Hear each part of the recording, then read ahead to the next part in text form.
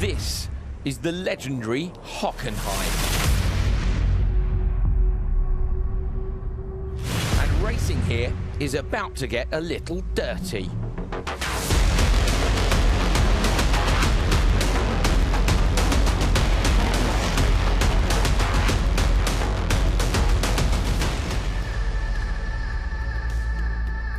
Welcome to the FIA World Rallycross Championship presented by Monster Energy. Over the last few weeks, one of the sacred sites in motorsport has been converted to take the 600 brake horsepower machines of the World RX elite drivers.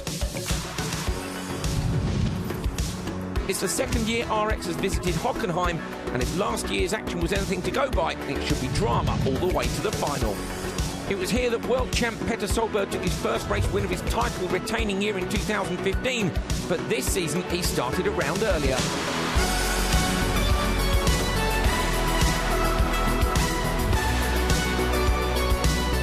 There was volatile weather in Portugal, but record crowds had come to see Petter Solberg face a fresh challenge for the new season. Sebastian Loeb made an impressive start to his new Rallycross career, reaching the final and gaining experience race by race. But RX is a hard craft, even for motorsport legends. It was okay. Some little mistake here and there, but quite a good speed for the first event, so I was happy about it. It was okay. Feels also like we have still to improve to get really in the top, and it's what we will try to work on. Last season proved Solberg was the man to beat. Johan Kristoffersen won in Portugal in 2015, and it was looking good again this year, but that was until Solberg reintroduced him to RX and reminded him why it's some of the toughest racing on the planet.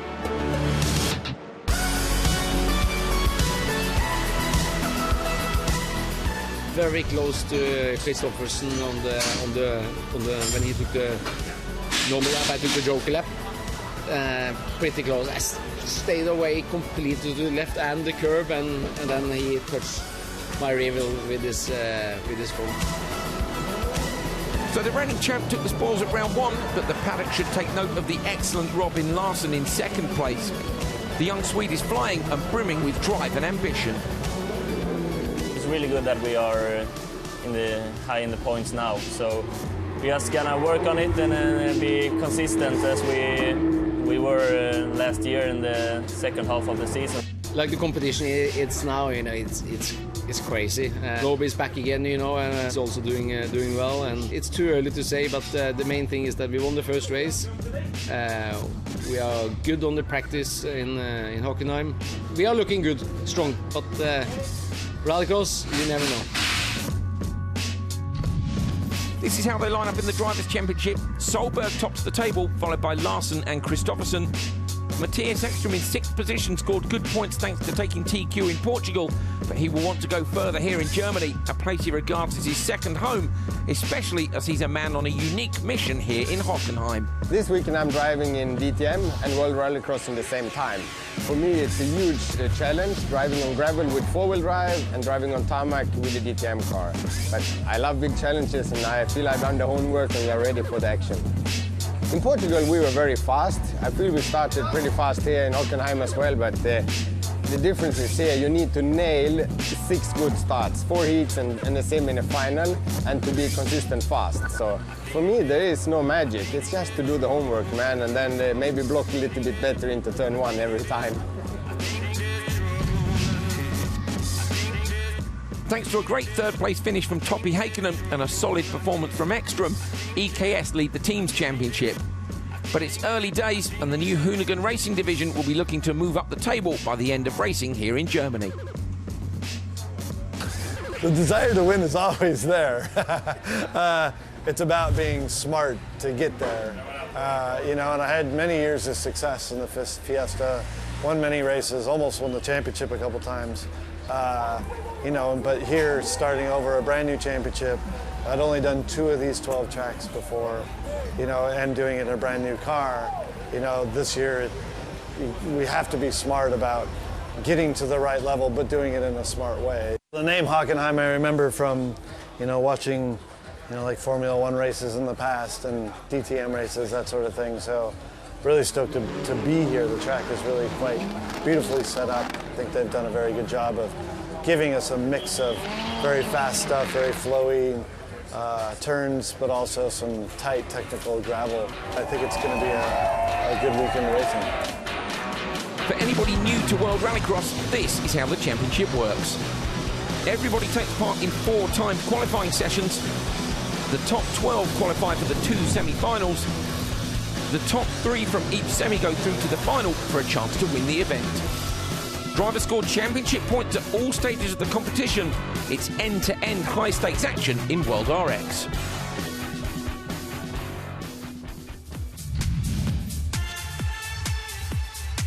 Here's the track preview presented by Ion Cameras. Back to Hockenheim then, 2nd year in a row, and this time 2 new hairpins coming off the Sachs curve. Going to be fantastic coming into there with a pack of cars. And due to the track configuration here, it's been deemed that a 3-second penalty will be applied if you jump the start.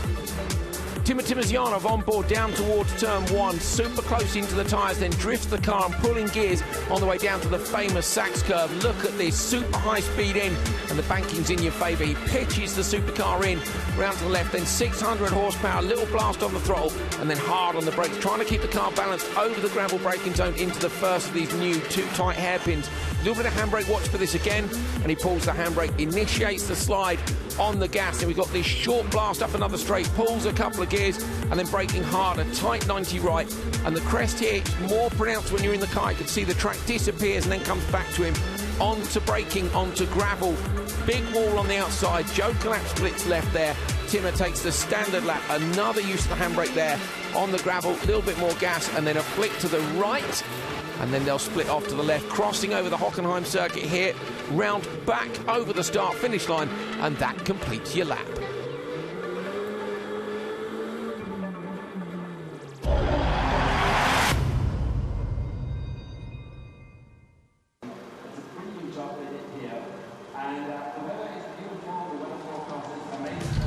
Coming up, we've got highlights of the action from qualifying 1 and 2, the best of the action from qualifying 3, the future stars of Rallycross are in action in the RX Lights final, it's crunch time in Q4, who will make the semi-final cut, the World RX Supercar semi-finals live, and we've got the World RX Supercar final live. Championship leader and last year's Hockenheim winner Petter Solberg got his weekend off to a good start, taking the first race win in Q1. Behind him, the podium finishers from Portugal battled for 2nd, with this mistake from Larsen gifting the spot to Heikkinen. Timozyanov turned across his teammate Janis Baumanis into turn 1 and suffered a spin as a result. Niklas Gronholm led, and despite contact with Baumanis at the choke lap exit, held on to the flag. Race 3 featured both the Hansen brothers. Kevin got stuck into a fight with Liam Doran on lap 1, while his brother Timmy showed he still has the pace from last year. He took the win and went fastest so far in Q1. Hoonigan Racing Division didn't have a fantastic start to the weekend, quite literally in Ken Block's case. His teammate Baccarat had got away cleanly, but contact with the wall in the gravel section broke his steering and he had to park the Focus RS RX. Out front, Johan Kristoffersen was in the clear and took the race win. The final race of Q1 saw 3 Frenchmen racing together and unfortunately coming together as the cars entered the hairpin section of the lap. Dubourg almost collected Genet, and behind him Lowe could do nothing to avoid doing the same. Meanwhile, Matthias Ekström continued where he'd left off in Portugal by going fastest at Hockenheim. Andreas Baccarat made up for his Q1 disappointment with a fantastic start in Q2, all the way from the outside of the grid to the whole shot in turn 1. He was never challenged and held onto the checkered flag. Team Austria dominated turn 1 in their heat race, with Baumanis leading from Timozyanov, but unfortunately it wouldn't last for the Russian. Topi Heikkinen snuck up the inside into the hairpin, and as Timozyanov scrabbled for grip, the whole field passed him. Baumanis was quick out front though and took the win. Sebastian Loeb got to turn 1 first on his run, but on the inside Kevin Eriksson misjudged his braking and punted the WRC legend off. Ericsson continued to push and managed to pass Hansen via the Joker, but everyone was watching Reinis Nitish, who out front took the brand new Seat Ibiza to a race win. The final race of the day saw a brilliant drive by Johan Kristoffersson. Tagged on the way into turn 1, he lit the throttle up and fired the VW RX Sweden car into the lead.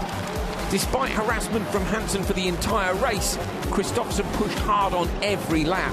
The reward being fastest time in Q2, but it still wasn't enough to knock Ekstrom off the overnight TQ.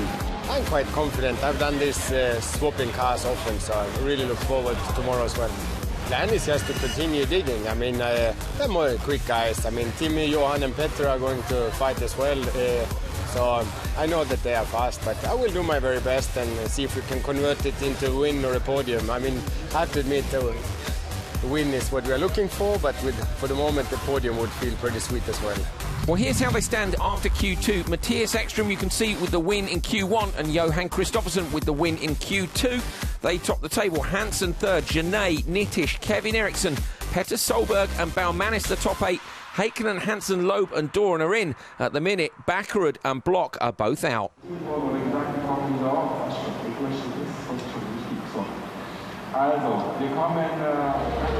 Well, let's have a look under the bonnet of Johan Kristoffersson's car. Johan, having a good look there at the engine, is everything all right? Yeah, it's just that I'm so interested of everything, all the technical stuff, so sometimes I'm between the tools and the guys when they are working, so, but everything is fine, so. A good day, Q1, Q2. Talk us through, you must have enjoyed it. Yeah, it was very good. It was very good. Q1, we had a good start from the third line, so I managed to win my heat and a pretty decent time, so some small issues, some small mistakes, but the track is very technical. Heat 2, I was from the qualifying 2, I was from line 4, and had a very, very good start. I managed to go around the guys on the inside, and they gave me the space, so I took the chance, and it worked. So quickest overall in the qualifying 2. And talk us through this circuit, because it seems to be very technical, but everyone's very close. Yeah, it's from high speed to low speed, and high speed to low speed a lot of times, which really puts the field together and stretch it out and push it together. So it's difficult to get a gap, because you sometimes have to go wide to get a good exit, but you cannot go wide if someone is really close behind. So it's very difficult, and it's very, very technical. Well, all the best in Q3 and Q4. Let's hope to see you in the semis and the final. Hopefully, thank you. Anton, Johan was talking about how technical this circuit is and how it's easy for everyone to get bunched up together. You certainly fell the wrong side of that in Q1. Yeah, I mean, Q1, I did quite an okay start, but I was stuck on the outside and was unfortunately last out of the turn 1. But I wanted to fight back, but unfortunately on turn 3 it packed up, and I think it was Duborg who spun around and caught both me and Loeb. Me losing 5.5 seconds, I think, already on the first lap. So yeah, for sure, the Q1 was a tough start on the weekend. You find yourself in the position you're in now. What can you do to get into the semi-finals? Yeah, but I mean, I think I've shown great pace. On the lap times, everything has been really good. Unfortunately, as I said, first lap on Q1 was pretty hard, and then on Q2 it was water on the track, so gravel was really, really slippery. So I just had to do the best, but in the end the pace was not good enough compared to the ones that was driving on a dry surface. Anything else you can do differently, in one word? Yeah, I mean, just get a clean track, and if I get the lead, it's good. Perfect, good luck. Thank you.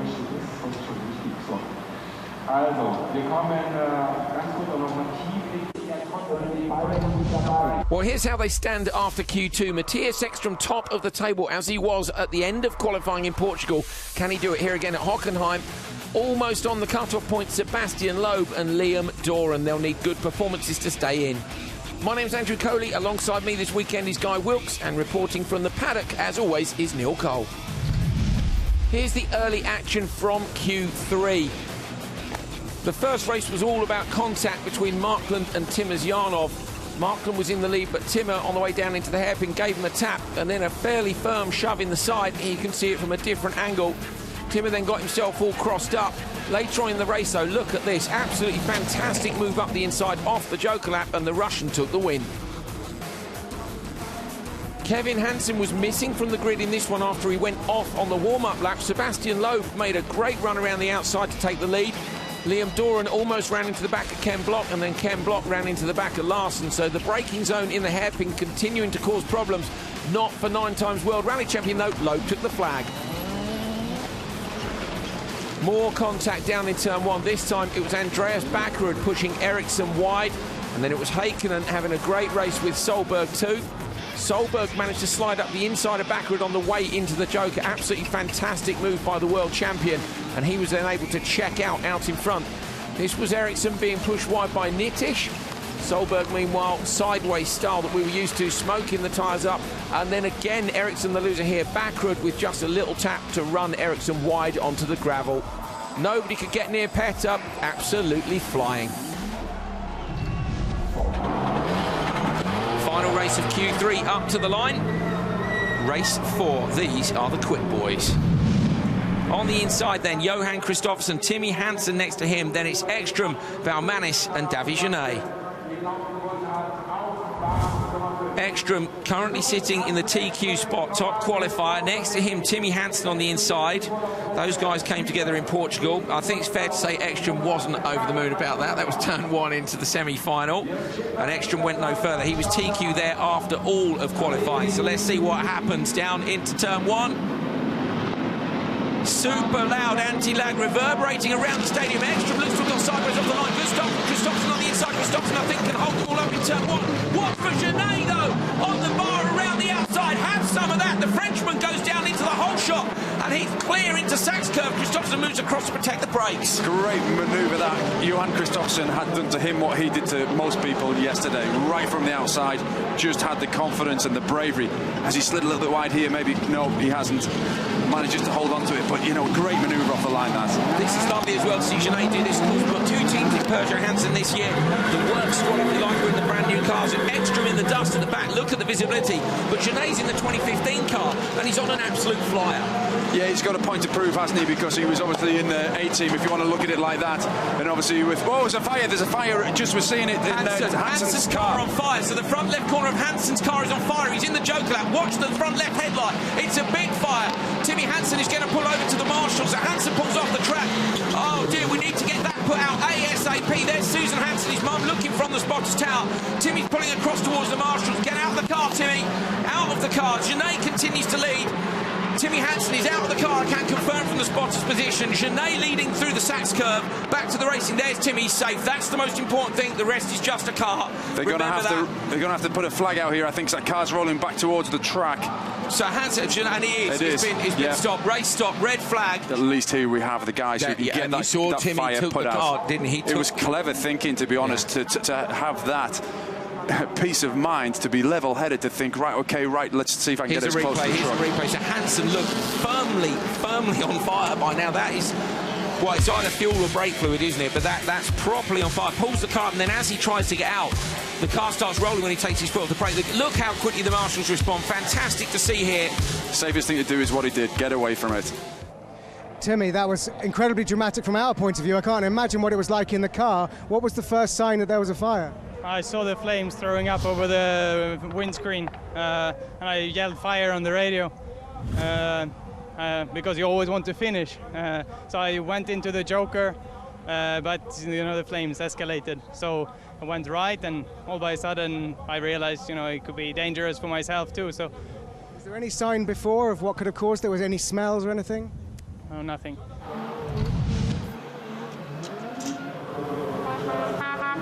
Well, we're ready to get race 4 back underway.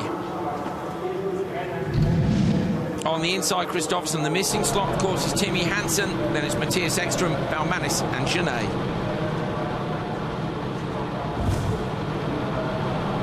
Well, Timmy not here.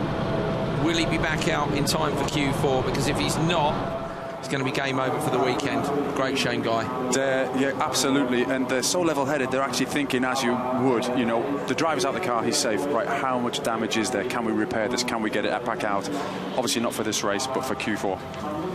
Thumbs up from the marshal. Ekstrom's got a nice clean line across. Can he get a better start than he did before? He was sitting in the dust before. The S1 sits down, and it's a great start by Ekstrom. Genet on the outside too.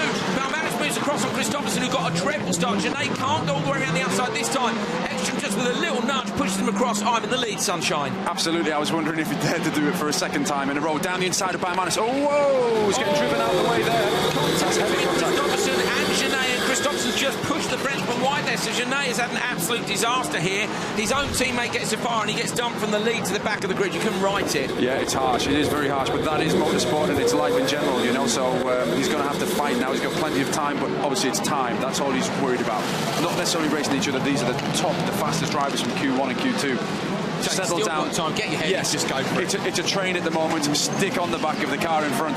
No mistakes. Genet choosing not to joke. I thought he might. Genet was right out in the dirt there as well. You saw a bit of a rooster fire up there where he almost touched the wall. Kristoffersson comes out. Kristoffersson almost in the back of Baumanis. Has to check up on the brakes there, I think.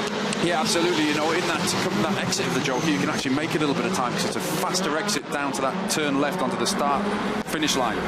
So, obviously, on board with Matthias Ekstrom, looking back at Baumanis, you can see he has a gap at the moment, and obviously Matthias has had a hell of a rush to get here, hasn't he, from his DTM race, racing back-to-back this weekend. So this is super impressive. He wasn't so pleased with his DTM race, but trying to make amends now. Ekstrom currently sitting as top qualifier, TQ, with a first in Q1 and a third in Q2, and he leads his Q3 race, so this is much better by Matthias. And the flip around for him, remember, he was struggling in the dust at the back. He was actually at the back, now, so it's completely reversed. Genet at the back and Ekstrom the front. Ekstrom, mistake into the left-hander. Ekstrom definitely ran wide, manages to turn the car into the Joker lap. And he confused the two cars behind. He actually held them up because Baumanis changed his mind in trying to avoid him, so he slowed those two cars down. He's come back out in front. Managed to do it somehow, so we've seen a couple of people make mistakes in the left-hander. Up at the inside, Johan Kristoffersson looks up the inside of Baumanis, and he hits Baumanis as well, so Johan's racing really hard here. Yeah, Johan was very quick in Q2, and obviously he won that qualification. So Furman fair or Furman a little bit naughty? It was the camera angle was a little bit too close for me to call. No, you're not. Commit, Guy Wills. Commit already. He was very close to ties the inside. Yeah, it looked very firm, to be honest, but you can never tell by the angles and what the car does in front of you, where they brake, how they brake, etc., etc. So difficult one to call from that angle. You have to race hard, don't you, Rallycross? At the end of the day, you said to me earlier when we were watching the DTM, if the door's half open, you've got to have it. In Rallycross, you do. It's always half open. It's never halfway or closed. Baumanis into the Joker lap, so Baumanis makes the left and the right. Ekstrom leading. Baumanis is going to come into the merge with Kristoffersson just behind him. Yeah, we've just looking to see if, what the times are. The lap times, we've actually just lost them there periodically. But back to the screen and what we're watching. It's obviously Baumanis actually closed in on Ekstrom here. He's doing a good job here because obviously Yanis struggled in Portugal, didn't have the best of events, and obviously wants to make amends. Big opportunity for him, committed to the full championship, so he's hard on Ekstrom's tails now. You can see he's closing on the braking. Baumanis, of course, was the Super 1600 champion of European Rallycross last year. And really right up behind Ekstrom. So is Ekstrom struggling for pace? I'm having a look at that. I was trying to figure it out. You see Baumanis had his wipers on there just to try and keep the dust on the screen. You see the nose of the car rise up high as he comes on. Last lap, Ekstrom around the left hand. There's a train of cars. Into the Joker lap goes Genet. Genet hard on the gas, but I don't think he's going to be able to make up any spots. This one's about Ekstrom and where the clock stops. Around the left-hander, over the German flag. Checker flag is out. Ekstrom stops the clock at a 3:46.9. It's not enough. It's not enough. It's still very fast. Ekstrom goes second quickest in Q3, and that will see him remain at the top of the standings, I'm sure. But not fast enough to beat Solberg. So Solberg has turned it round from yesterday when he had a 5th and a 10th place. Ekstrom winning the final race of Q3. Baumanis second, then Kristoffersson, Genet, Timmy Hansen with the DNF. And there's where they slot in. So Ekstrom into second place behind Solberg. Loeb right up there. We knew that run was good, and the track conditions might have changed a bit since then. Then Baumanis, Kristoffersson, Genet, Larson, Ken Block in 8th place. That's a great drive by the American. Timizyanov's in there. Markland, Doran and Heikkinen as well. So that's where they are inside Q3. Baumanis, look at that. That was a strong move from the outside of the grid and took advantage of the fact that Kristoffersson didn't get a great start. Yeah, absolutely. That's just what I was going to comment then. But down at this first corner, there was heavy contact. He obviously, the door was half open, and David tried to close it, but it was potentially a little bit too late. So, yeah, then it was into the train, and like I was saying, they just needed to go. Ekstrom hit 55s from a standing start on the first lap, and he flatlined. He did have that one mistake that we saw on screen, but other than that, he was always in the 55s. Yannis Baumanis actually said it was 54, yes. Yeah, Baumanis, I'm really impressed with Baumanis because the World RX Team Austria car, he got into the final, I think, in Argentina, if I remember correctly, but the Austria car seems to be doing better. It was Timozianov as well, despite his little issues and mistakes. You know, the car's getting quicker. It's great to see those guys fighting. Absolutely, and there was only 2 cars that set a lap time of 54 then. Petter Solberg, current world champion, and Yannis Baumanis. Very good job, Yannis Baumanis, and nice done, Guy Wilkes on the timing screens. A win for Ekstrom. There's already enough for Matthias to contend with you know, doing DTM, that he has a restart because of a fire. He still coped. Yeah, I mean, luckily, like it looked now, the restart was good for us because then we took the start and he could lead the race and finish the race in first place. So the time's not quick enough to be top qualifier so far. Did he slow down a little bit on that last lap? I think not. I think everything is just hot. Okay, thank you. Thank you. Well, I think it's a fair point that it is hot and the track conditions are changing. That was how Q3 went, and this is how they stand after Q3. So there we go. Matthias Ekstrom, you can see, was second in Q3 with that 45 points. Solberg wins Q3. So we had 3 different winners in the 3 different qualifying sessions we've had so far. But Ekstrom still doing enough to sit TQ, top qualifier. Genet in 4th, Baumanis. Timmy Hansen, look, down in 6th place. So if they can get that car back out, maybe he can make it. Loeb, Ericsson down in 8th. Haken, Larsen, Block is in, and Dorn is in at the minute, but at the minute Nitish, Timozianov, Markland and Backrud will miss out on a semi-final slot.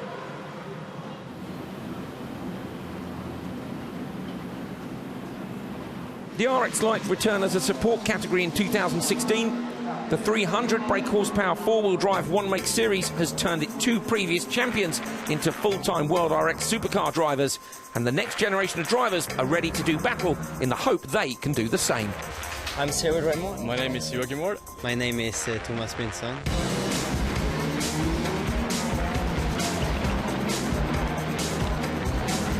My family background is my uncle drive, and also my dad drive home in Norway. And also my big picture, Alexander Wall, my brother, and he's also here today to be my mentor. I did the Formula 4 in French Championship. I decided to go in the Rallycross, and I won the first French Championship Junior. And after I won the French Championship in the Super 16. And after I met Andreas Eriksson, he put me inside the car in the race light, and I say yes. RX Light is a really great class because all the car is the same, and it's up to the driver who is the fastest. They actually are really like the supercars with the 4-wheel power, and you're just missing the turbo, and rest is the same. You have this, everything is the same. So they say if you're driving a light car really fast, you will be amazing in the supercar. You see it on Kevin Eriksson, Kevin Hansen. They are really fast, and they begin with lights and no supercar. So definitely a good class. But yeah, for beginning the Rallycross, it's perfectly, I think. It's a good category, good circuit. You follow the World Championship, you follow the World Driver.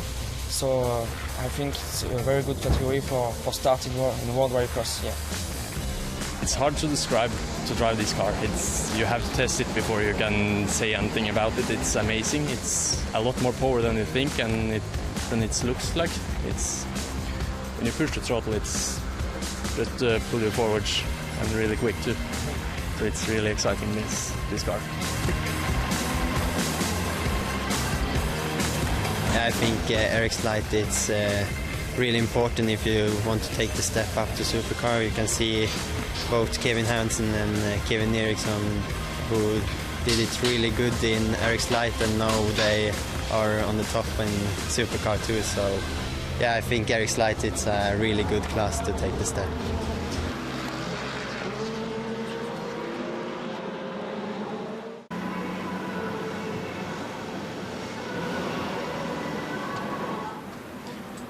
RX Lights are back for 2016. This is the final lineup for the first round of the year. Thomas Brinterson on the inside, Patrick Simon next to him. Cyril Raymond on row 2 with Joachim Wahl. And then it's Simon Vegos-Versen and Alexander Westland. Thumbs up from the marshal. The marshal is going to leave the grid. You'll hear the revs rise. Oh, jump start Simon. Jump start Simon. So that, remember, here at Hockenheim is a 3-second penalty, because it's not considered enough of a penalty to have to do 2 joker laps. So 3-second penalty for Simon, and then we'll get this race back underway.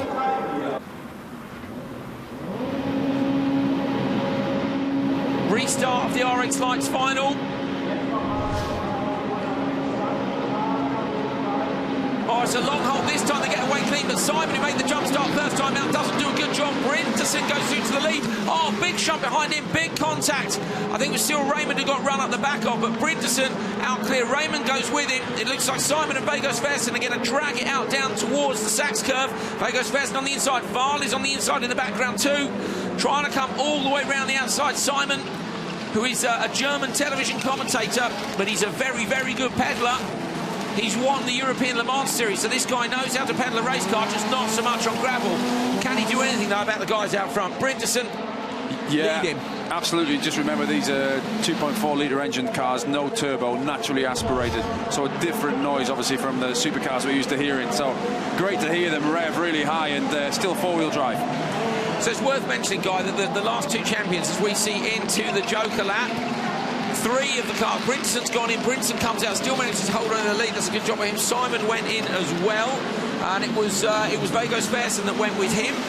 So Brinterson dominated last weekend. He dominated the lights in Sweden, the local championship. He's doing that as well. And of course, we saw Brinterson was a good performer in this championship last year. Yeah, we knew when Brinterson was on the grid, you know, that he was definitely going to be at the sharp end all of the time, and he was. He won every race almost that he started. I didn't think he started every race in RX Lights last year, but this year obviously he's looking to do the whole championship and make a point, and he's doing that right now. And what I was saying before the action kicked off, it's kicking off again. Simon up the inside of Vegos-Versen, behind him Wahl's got up the inside of all of them.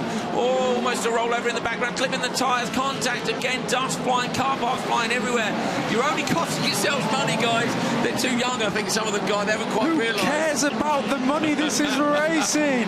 Depends who's paying, doesn't it? Depends who's paying. And Wahl into the joker lap, but out front Brinterson's on an absolute fly. What I've been saying, third time attempting to say, is the fact that a lot of these guys are desperate to go on to supercar, which is Kevin Hansen and Kevin Eriksson has done. So good training ground for it. Absolutely, it's a great training ground. You know, everything inside the car, sequential gearbox, you know, the way the car's balanced, all very similar, just less power. Obviously means slightly slower lap times, but still means good racing. We're seeing that.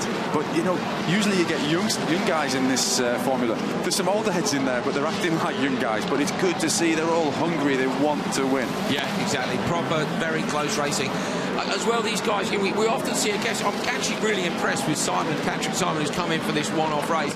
It's very hard to jump into these cars without a lot of seat time. If one makes series, you need seat time, don't you, to know how to drive the car to get the best out of it.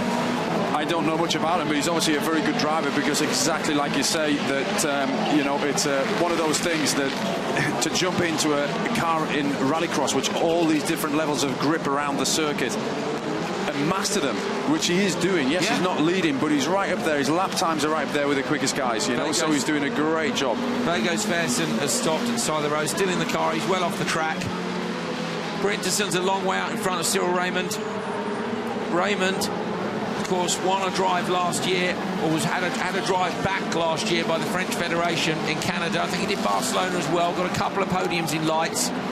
He's won the Twingo R1 Cup in France. He moved on to win Super 1600. So this is a career rallycross driver, which is quite nice to see as well, I think. And it's an option now.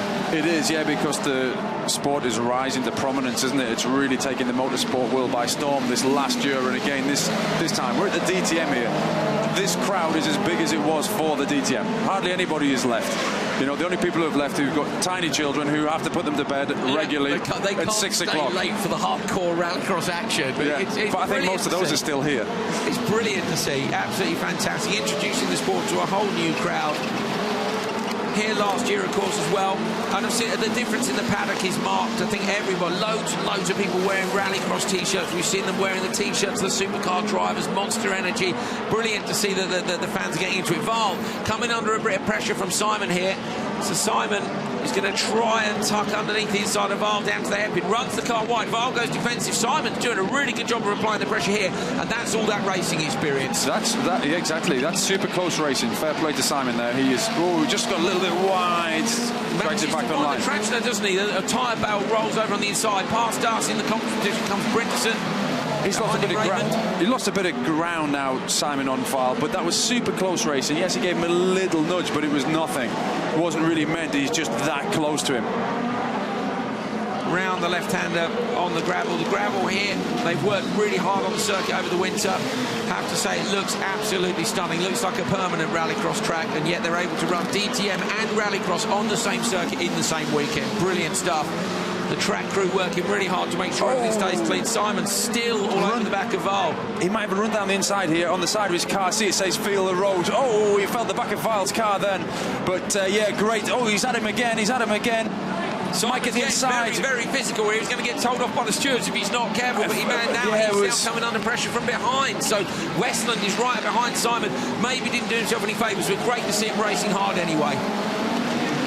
Clips the bail on the inside, so Simon clips the bail, but on the gravel section, our winners are coming past the spotters tower right now. They've just got a couple of corners to go. There he is. Brinderson comes through the right and the left. It's been a brilliant performance by him. He won 2 of the qualifying sessions and he wins the first round of RX Lights in 2016. Raymond crosses the line in second place. And the fight's going to continue, but it's going to be Val, and I think it's a deserved job because he's been under pressure through the whole race. Val takes the final stop on the podium. Simon crossing the line with him. A round of applause from the fans. Proper suntans going on there as well. It's been a hot, hot day. A few burnt people in the crowd. Thomas Brinderson with the win at round 1 of RX Lights. Cyril Raymond is second. Joachim Val, Patrick Simon, Alexander Westland, and Simon Vegos Sversen. Here are the championship standings after round 1 of RX Lights. It's Thomas Brinderson with 30 points. That's a perfect score. So TQ, semi-final win and final win. Cyril Raymond second, Joachim Val. Then it's Simon, Vegos Sversen, Olofsson, Westland and Tejas Hirani. Unbelievable. Timmy Hansen is pulling up to the grid. There's Susan Hansen. I think they can barely believe it themselves. What a job by Peugeot Hansen. After a fire literally 20 minutes ago, Timmy Hansen pulls up to take his slot in Q4 race 1. You can see him there, P2 on the grid. Gronholm inside him, Nittis outside him, and his brother Kevin Hansen all the way on the outside. Let's hope that the car holds together, because Timmy at the minute is inside the top 12. He just needs a half-decent result here and he made the semis, and it'll be a brilliant story. Dreadful start by Nittis. Nittis goes backwards on the inside. Gronholm's on the flyer. But Timmy Hansen, in the car that was so on fire shortly ago, takes the lead. And the crowd like that, he got a big cheer when he pulled up to the line. He gets a big cheer as he goes into P1. What a story, you know. I mean, he really does need to score well, you know. It's obviously after dropping points there in Q3, he has to get a really good time now in Q4. You know, he could and should be safe, but what a story this is. We saw the flames from that car earlier on in Q3, and who thought we would see this car in Q4? Well, look at the front left corner. It's absolutely beaten up. It's got tape all over it. It was a big fire.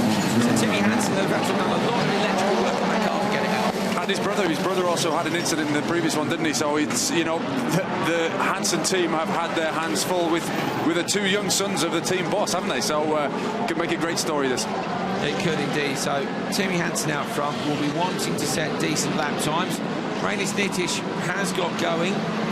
He's at the back in the South Ibiza after a not very good start, but Rainis yesterday proved that the Ibiza can be quick as well, so it's good to see people are starting to get on top of their cars, and also good to see Peugeot Sport Guy in Portugal. I thought they were a little way off Peugeot Hansen. When you think how dominant they were at the end of last year, suddenly they weren't on the pace, and they've just flicked the switch again and gone championship mode. We've got to do this early. They've started slowly the last couple of years. It's not enough. I shouldn't really talk about it because you can't read too much into it, but Portugal was very slippery, a very gravel dominant track. Here Peugeot generally are a bit stiffer in their setup than, or look to be, than anything else. It works for them, you know, a lot of tarmac on this circuit. And Timmy Hansen, I think, likes the car like that. He likes it very pointy on the nose. It's turning very well, and it suits them, this circuit, I think. But Nicholas Grunholm, actually, in third place, doing a great job here to hold on to the back of these two, because the brothers are absolutely on it. Grönholm's jokered. Kevin Hansen has now too. Kevin Hansen comes out right up behind Timmy Hansen. So Kevin now can play rear gunner for Timmy, but Timmy hasn't jokered. Yeah, not yet, but the lap times, actually, it's difficult to set a good lap time now because the track's just been watered and re-prepped. Obviously, we've had a RX lights over it since it was watered, but, you know, really the track is only going to evolve and maybe get quicker. I would surmise it's definitely going to get quicker. Hansen, though, you know, a relatively smaller entry here with around 20, I think we had 21 supercars, so when you haven't got quite so many entries, you can get away with maybe one dropped quali session. So, you know, as long as he gets a half-decent time here, getting at the back. Last year he got onto the grid in 12th place and made it to the podium here at Hockenheim, so it's a happy hunting ground for him. Absolutely, good memories here for him, but, you know, as we can see here, Timmy Hansen is going to leave it to the... Here he is into the Joker, I was about to say. So Timmy then, we know the exit of the Joker here is very fast. Kevin, those on a flyer on the inside, but Timmy's got it all hooked up. That was great, really tidy. Yeah, super tidy. Like I said, he likes to drive on the front. He is a neat and tidy driver. He does get the car into the apex of the corner, generally very, very regular. Look at that.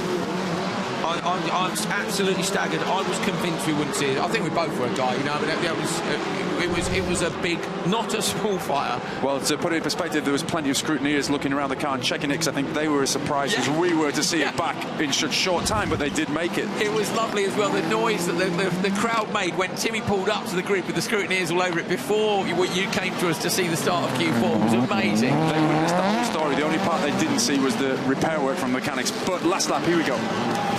Susan Hansen and Kenneth Hansen looking on from the spotters tower, along with Graham Roadmark, who looks after Kevin Hansen. So the whole team are here, and this is a brilliant, brilliant drive by Timmy Hansen. It doesn't really matter what the time is, because this is a great story. Timmy Hansen, checkered flag in a car that was on fire 25 minutes ago. Kevin Hansen crosses the line in second place, and you can see what it means to Susan Hansen. She's feeling pretty emotional about it. Great job. Great job. It was a cracking lap time as well in there, 54.2. Like I said before, there's only two drivers, so to do that with these conditions on the track at the moment, impressive. So they didn't just fix it, but they fixed it properly, and Timmy went out and did a great job with it. It's fast. Timmy Hansen, 3:46.0. That would have been enough for second in Q3, so that is a great time. Kevin Hansen second, then Grönholm, Nittish, and Rennie Munich with a DNS.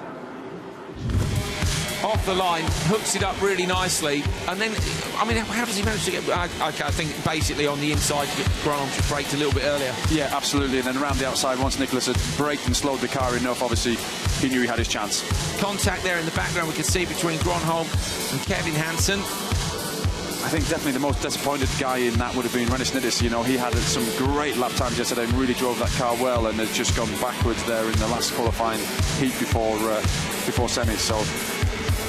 I know we said it in Portugal, but it is the best looking supercar. It looks mint the setup either. It really does. Having a look at it, carbon fibre roof and everything, very cool indeed. You can see on the inside of Timmy Hansen's car there's some cabling hanging down, all sorts of things from where they've just had to throw it together, put tape on it. I've always said you can fix anything with tie wraps and duct tape, but it's more than that. Yes, it's more than that. That car will look brand new tomorrow. Absolutely stunning. Brilliant job. Timmy Hansen has set a fantastic time in a car that we didn't think would even be on the grid. Incredible, Kenneth. I don't know who I'm more impressed with, your team for getting that car onto the grid, or Timmy for driving such a grown-up race. Incredible.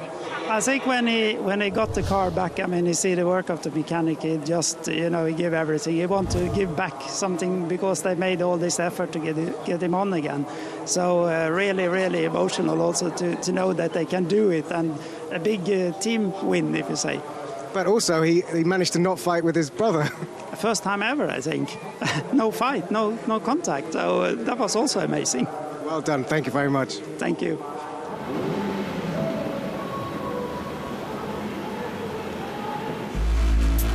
Well, as is now traditional with the World Rallycross Championship, we have some wonderful slow-mo pictures for you to have a look at just how incredible these cars and drivers are.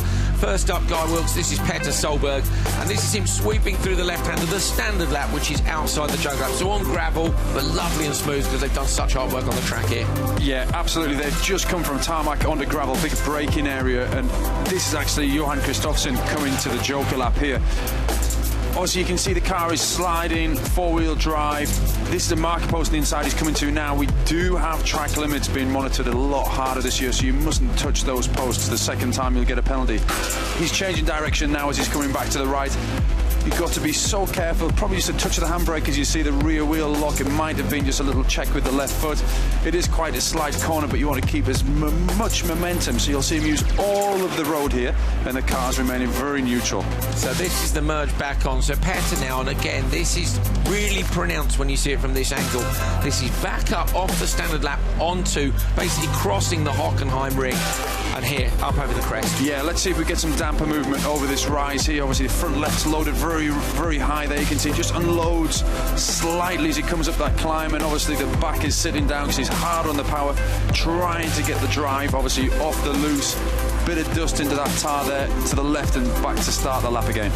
Liam Doran in the Mini.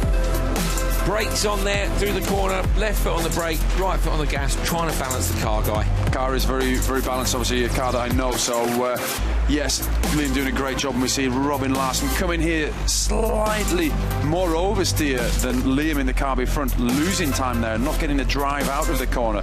It looks like looking like a mistake from Larsen here, doesn't it? Because we could see the exit line, so this was in free practice, so the drivers still find their way around the track, and that's definitely not the optimum line, is it? Absolutely not. He's run way off the track, but yeah, practice is practice, racing is racing. Didn't count, like you said, just trying to work the track out. Trying to find their way around. Ken Block, there we can see, came in with the rear wheels locked, so probably just a little bit of handbrake. Look at that. Lovely accuracy. Might get a little cheeky little warning from the stewards, but absolutely bang on the money. But unlike Larsen as well, getting the car straight to go up and over the crest. Yeah, it's all about margins, you know, and obviously he's trying to push it. It's a big car, the Ford. So, you know, to navigate it around the track, it is quite tricky. That wasn't free practice, so he was lucky he got away with that. And the world champion, Petter Solberg, the number one on his car, through the right-hander. This doesn't look like his best work, but I'm sure we'll see some of his best work during the course of the weekend. Can't wait.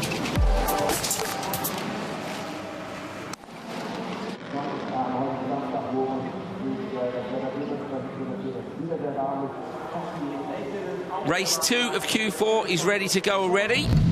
On the inside, Liam Doran, Toppy Hagen, and next to him, Kevin Eriksson in the middle, JB Dubourg and Andreas Backrud on the outside. The Mini standing taller than all the other cars on the grid, but we know it handles well. Doran will be hoping to get off the line nicely on the inside. Heikkinen too will be hoping for a good result. Look at the rear of Heikkinen's car, squats down. It seems to be unique to the EKS cars, the way they make that start, but on the outside, Backrud's made a fantastic run down to turn one. Kevin Eriksson gets a little knock from Heikkinen, gets pushed wide. Doran goes up the inside. Doran then is sitting in second place, moves across towards the inside. Heikkinen on the outside managed to take the racing line, and Doran's just been out dragged down into the Sachs curve. Kevin Eriksson's going to try and go around the outside, but he's in the gravel. He can't quite do it. Dubourg has tried Backrud's gone up the inside of Doran. And Liam, you know, it's Liam obviously had that position, so we didn't quite work out how Backrud got by both of them, but yeah, great start. There was quite a lot of action down there. I'm just going to say, remember that Liam is in a 1.6 engine car still, so he's lacking horsepower. You could see it down the straight there in particular, because he was clearly, and you could tell from the way Liam drove it, he moved across to the inside to block the line. You stole my line. Sorry, Guy. Into the joker lap goes Heikkinen, Backrud, and Eriksson's gone in as well. So 3 drivers into the joker lap. Doran's going to come out in 3rd place. Eriksson's alongside though. Watch for the background. There they are. Eriksson alongside Doran. Doran gets it done though. Dubourg down in 5th. Yeah, Kevin Eriksson just got dumped out there a little bit with a little bit of contact, but in the last race as well, obviously Kevin and Backrud were there. There's a bit of needle and a bit of contact in that last race, previously Q3, wasn't there? So they're separated by a bit of air now, but I'm sure Kevin Eriksson will be more than keen to get back up there. So 2 drivers out front who've changed teams over the winter. Heikkinen now with EKS and Backrud with Hoonigan Racing Division. Both getting on top of their cars. It does seem EKS have done something over the winter, guys, which has really worked, because to see Toppy had a rubbish start in the final in Portugal, still got a great result. Matthias with TQ there. It's looking like he's going to be TQ here. Matthias is a great guy. He's so intense and so passionate, and I think finally he's realised let other people do the job that they're employed to do. You know, he knows so much about every area and every aspect, and I suppose when you race to the level he has for as long as he has, it's hard to let go sometimes. And he told me, I've decided to let go and trust them in the work they do, and it's paying dividends. Should have done it a couple of years ago, really. I did make a comment or something along those lines. Roughly. He's a good lad, though. He is. And he's got a busy weekend here, but he'll be very pleased to see Heikkinen out front in the EKS S1. Into the hairpin left, hairpin right. Talk us through these two corners, because there's a differing way, but most people are handbraking it in here. Yeah, a little bit of handbrake, get the car turned. I think you see a lot of dust dragged onto the tarmac. It is tarmac in the corners, so you think there's a lot of grip, but actually it's very, very slippery with that dust that gets dragged onto it. So you just have to make sure you can't really win time, you can only lose time. So either these, Doran's doing a good job here. So Doran is in third place, holding on. De Bourg, I think, is the only driver not to have joked, and as I say that, he slots into the Joker lap now. There you go, De Bourg into the Joker lap, Heikkinen out front. Liam's doing more than a good job. He's got the fastest lap time so far, I remember, in a 1.6 car. Brilliant, fantastic. Round the long left-hander. Ekstrom, Heikkinen continuing to lead. There, handbrake on the way into Sachs curve. There was a little bit of handbrake into there.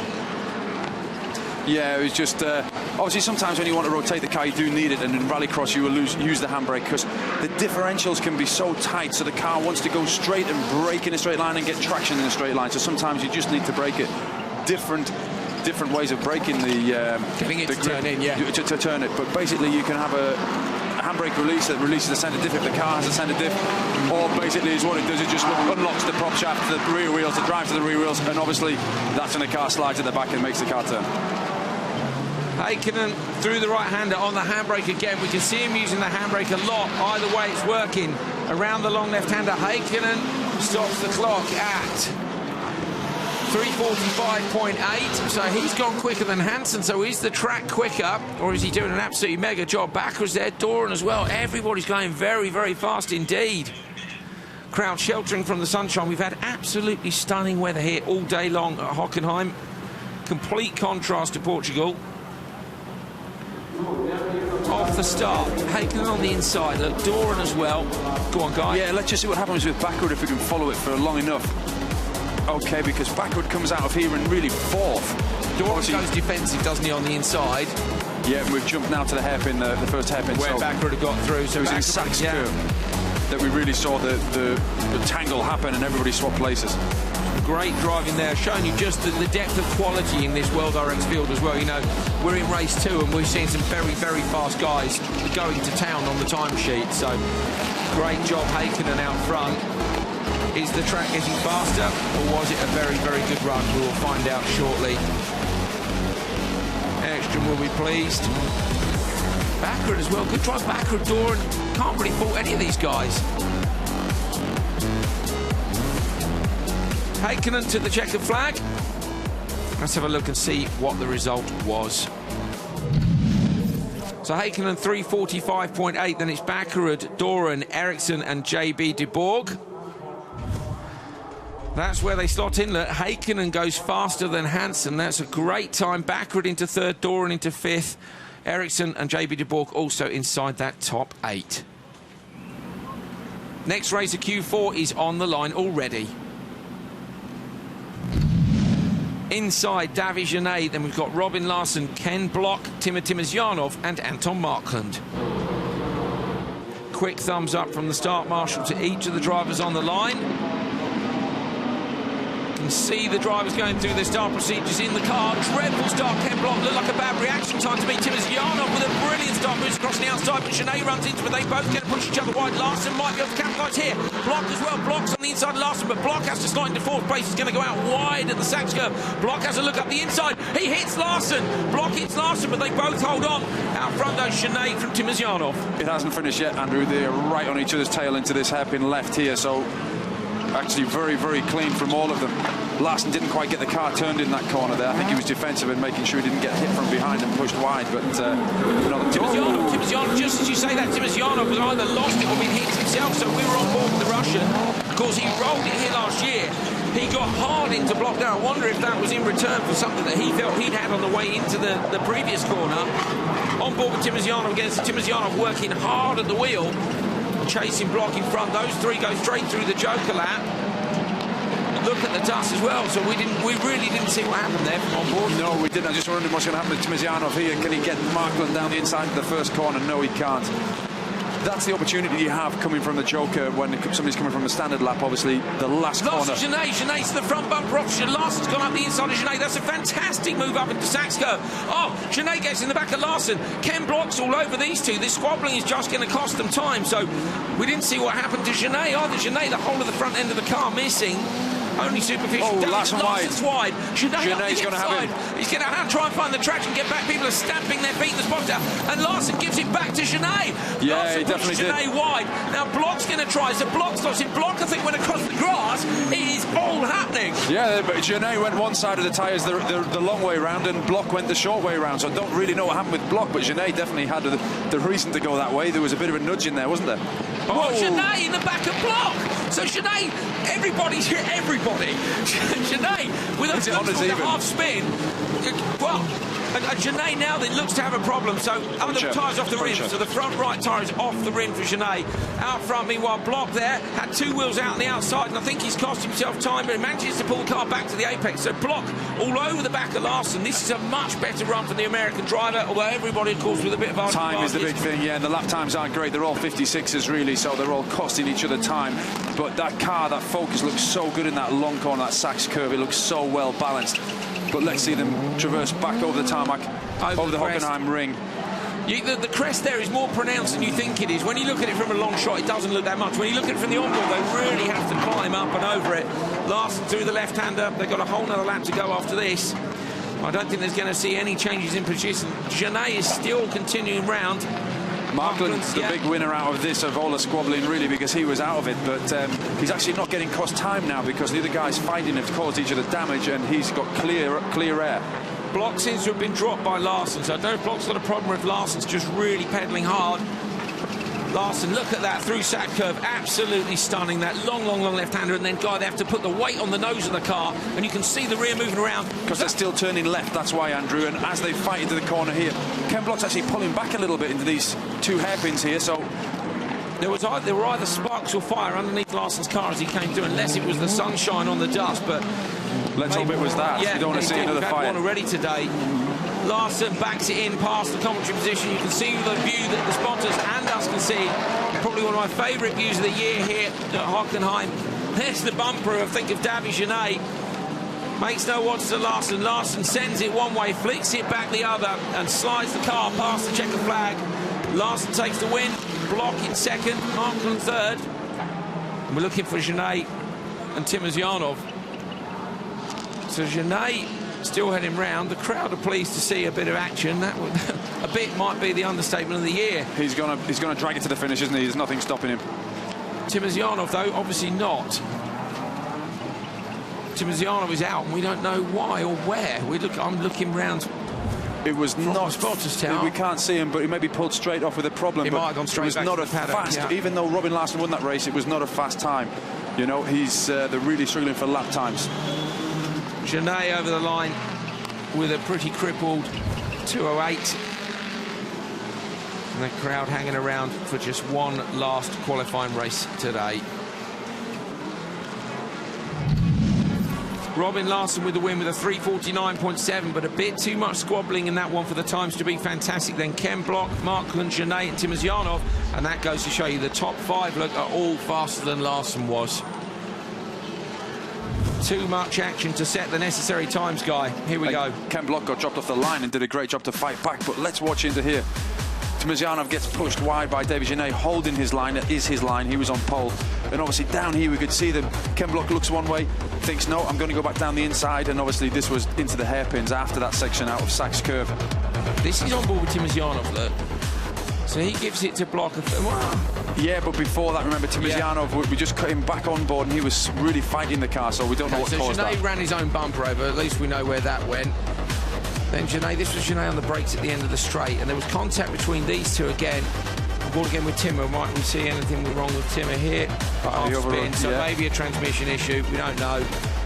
That was Genet going wide after a little bit of contact from behind. And Block had to take avoiding action there too. Yes. I don't know that the stewards will get involved there.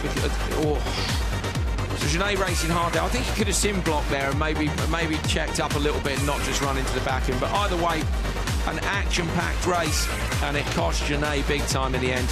Didn't go his way. Well, fantastic action so far in Q4. We've got just one race to go, and it's going to decide who takes pole in the two semi-finals. It's got Solberg, Ekstrom and Loeb. You can't get much better than that.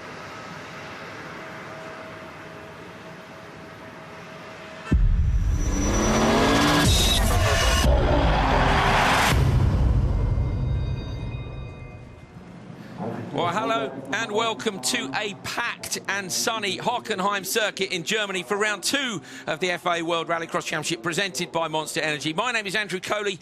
Alongside me is Guy Wilkes, and reporting from the paddock and the spotters tower, as always, is Neil Cole. We are having a look back at qualifying after race 3 of Q4. This is how they provisionally stand. So you can see Ekstrom hasn't even done his Q4 race, and he's got enough qualifying points already to make it through to the semi-finals. Same with Kristoffersen and Solberg, but Block and Nittish are in danger here if the guys who are yet to race manage to get a fantastic time and knock them off that slot. So we're going to have a look at that final race left in Q4. It's the one which decides who gets the all-important TQ ahead of the semi-finals. The final race of Q4. On the inside, the double and reigning world champion Petter Solberg. Next to him, Matthias Ekstrom took TQ in Portugal, currently sitting in that position here. Loeb, the 9-time world rally champion, Janis Baumanis and Johan Kristoffersen on the outside. This is a great lineup. It's going to be a great race. Oh, even start across the grid. Looks like Loeb's got it hooked up nicely. Ekstrom gets squeezed across. Baumanis comes on the inside. Everybody being careful, though. You can see straight away they've all got their time head on because there's no contact in turn 1. Loeb and Solberg, the old rally foes, are going to drag race down into the second corner Sachs curve. Solberg, though, gets in there. We look back from Matthias Ekstrom as Baumanis slots in behind him, but out front we want to see, is it Loeb or is it Solberg in the lead? I think it's going to be Solberg. It is Solberg from Sebastian Loeb. Yeah, Janis Baumanis, as we're looking back from Matthias Ekstrom's car there, was giving no ground to Johan Kristoffersen. And remember, we've got some really professional, wise heads here in this race, and they were so clean through that first corner, weren't they? Contact, as I say that. And Solberg's got on a go slow. Petter Solberg has broken the front suspension. We can see it from the competition. He crawls past the arm spotters tower. In the background, you can see it. That was contact with Loeb. There's flames pouring out of his exhaust as well, where he's off the throttle. He's having to cruise round. Loeb's now been done by Ekstrom. Ekstrom alongside Loeb. Oh, Ekstrom goes across the line in front of him on the first lap. Solberg is gone, so forget about Solberg. It's Ekstrom from Loeb, and behind them on a charge, Baumanis is pushing to try and get the overlap on Loeb down the run towards Sachs curve. Kristoffersen as well. Kristoffersen dives to the inside of Baumanis. All of a sudden, guy, they've lost their heads. Yeah, this is absolutely awesome. I think Petter Solberg might have just stalled or missed a gear as he came over that crest, and that's why Loeb hit him so hard. We'll have to see a replay. Really not sure on that. But Ekstrom is obviously looking to come out on the top of the pile here going to the semis. He wants a fast time. So Ekstrom, the only driver who's done the Joker lap, is in the lead. Loeb behind him, Baumanis and Kristoffersen all in a train, and really now, Guy, they do need to concentrate. Fair play to Janis Baumanis. He is in amongst proper drivers here. Not that that's disrespectful to anybody else, but you've got a 9 times World Rally champion. You have obviously Petter Solberg, who's double-time World Rallycross champion. Johan Kristoffersen, who's been sticking it at the sharp end for every single meeting last year. And this thing he drives. Carrera Cup Scandinavia as well as World Rallycross, and Baumanis is going with him in a car that hasn't had much development work. Absolutely. Great, absolutely brilliant drive. On board with Ekstrom again. Look at Loeb. I love the Sachs curve. It's just fantastic. That little bit of banking means they can really pitch in there, and you've got a perfect view there of Loeb doing what he does best, pedalling. They're passing to Petter Solberg, who's going slowly around the inside there. Obviously, he wants to try and get to the finish so he can score more points than anybody who did not complete the race. I think Solberg should be okay, depending on where he was in qualifying at that time. There he is. Solberg has stopped. So the front right looks to have fully collapsed now. Petter Solberg has stopped. These two are wily old foxes. They know they don't want to trip each other up, but Sebastian's not going to give an inch. He wants the fastest time he possibly can, so he's going to keep Matthias honest right until the end. Matthias is used to having people in his mirrors. You know, circuit racing is his game, you know, so this is not going to distract him at all. He's been mixing circuit racing, of course, this weekend as well. Quite the challenge, I think, to go from a DTM car with enormous downforce to a rallycross car. And again, you see Matthias there up on the handbrake just to initiate the slide on the way into Sachs curve. Watch this on the brakes. And instead, there's Solberg sat at the side. He's a spectator now. And I should think not a very happy one. Although we need to see, as we say, hopefully we'll catch it in the replay, see what happened. But him and Loeb coming together, you couldn't write it, could you really, Guy? Yeah, these lap times aren't as fast as the previous heat. You know, we're in the 55. Timmy Hansen was the man, actually, who's had the fastest lap time of anybody so far. That. Still. I love that. Came back after that hard work, and he said a 54.2. So far in this race, we're looking at 55 and a halves, really. Ekstrom around the right and around the left. Even if it's not quick, I think this will secure him his TQ slot. Ekstrom takes the win. Loeb and Balmanis right behind him. Applause from the crowd. They've seen some brilliant racing, but there is a man who is not looking quite so happy. Solberg as well holding his hand. Has he hurt himself? Because that was the front right that's been clattered. So that would have been a big hit through the steering. Helmet and hands device off. Solberg holds it up to the crowd. The crowd love him. Big cheer for Solberg. Here's the result. Matthias Ekstrom with a 3:49.7. It's not a great time, but either way, Loeb second, Balmanis, Kristoffersen, Solberg the champion with the DNF. They slot in 7th. For me, the result of Q4 is Timmy Hansen, who we didn't think would be here and go 2nd place, but it's Toppy who wins the final qualifying session. Absolutely brilliant action. Liam Doran, brilliant time in the Mini up there in 5th place. Loeb makes it through into 8th. Backhood in 3rd, of course, in the new car too. Ken Block makes it 12th. Might that be enough for him to make the semis? Kevin Eriksson, Balmanis. We've got such depth in talent. What a fantastic championship.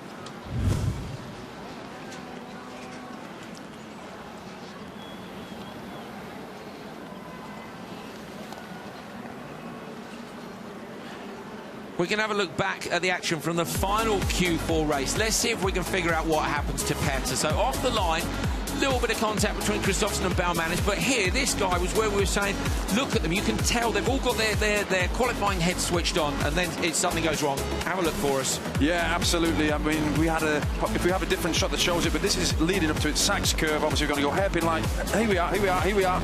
Oh, yeah. Petter gets very sideways, and the car almost stalls. As if it loses power. I don't know if something went wrong inside, you know, with the engine or something like that, or he missed the gear, or whatever it is. He was a sitting duck, wasn't he? I don't really think he laid the blame anyway there. Solberg had a problem. Loeb collected him. And Matthias Ekstrom, opportunist around the outside of Loeb. That was a great manoeuvre then. Yeah, absolutely fantastic. I think the story of that whole qualifying was about not getting tangled up. So many people tripped over, and you could see there, Ekstrom won that heat, and obviously ended up qualifying. Look at his teammate though, Hockenheim at the top of the table. So the EKS cars are working really well. It's going to be a great fight in the semi-finals and the final. Cannot wait. So Petter, the car's clearly wounded, but you look like you're in pain as well. What happened? My thumb in the steering wheel. So, but again, Loeb didn't do anything wrong. My engine stopped. Yeah, it started to go 3 cylinders, exit of the long corner. And it came a little bit back again. I went on 3 cylinders, and then it just stopped. So, so Loeb didn't do anything wrong here. What was interesting is the way I saw you pull up here. Was there any thought that you could have made it to the end, or did you just want to get out of the way? I put it out of the way here. I just want to try, you know. But you always have to try, you know. Yeah. I hope you can get it fixed, and I hope your thumb's okay. Yeah, I hope so. Well, Solberg then with his issues at the end of the day yesterday, but that was the end of qualifying, and we can see what the standings were after Q4. Solberg's guys still looking at the car this morning, so maybe a problem overnight if they've made a change. So there you go, Q1, 2, 3 and 4. 50 points for Ekstrom in Q1, for Kristoffersen in Q2. It was Solberg in Q3 and Heikkinen in Q4, so really evenly split over who was fastest in each of those qualifying sessions. and the top 12 go through. Now, you'll see Ken Block is in, and if you're really on it, you may have noticed Timmy Hansen is out. After that wonderful story of them getting the car ready, 0 points in Q4 for Hansen, disqualified. The car was 18 kilos underweight, so maybe in the rush they forgot to put something on the underside of the car. I'm thinking underbody protection, something heavy. We're not sure, but either way, Hansen is out, and Ken Block makes his first semi-final of the year, which is great stuff. So here is how they are in the semi-finals. Top 16, remember, get championship points, but only the top 12 go through to the semi-finals. Here is how they split. The odd numbers go to semi-final 1, and the even numbers to semi-final 2. So we've got Matthias Ekström with his second TQ of the year, and his teammate Haken alongside him in semi-final 1. In semi-final 2, it's Johan Kristoffersson and Baumanis. Absolutely fantastic job by him to be on the front row in semi-2. It's going to be an action-packed hour. Here is what we've got coming up for you. Well, first of all, of course, we've got the we haven't got a qualifying 1 and 2 review. I think you'll find. I think we're going to be going to the semi-finals. So that you'll have seen some of this stuff already. But there you go. It'll be semi-finals first, followed by the live final. Monster Energy girls are on the grid, and we're getting ready to line the cars up. Stay with us because the action is going to be fantastic.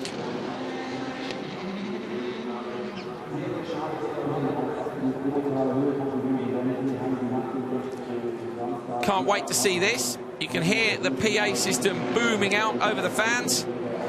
A good turnout. A lot of them here for DTM and World RX. They're starting to pick their grandstand seats now, according to be able to see both tracks. Of course, we're in the fantastic stadium area of the Sachs Curve. Neil Cole's down on the grid, and I think he's managed to grab Johan Kristoffersson.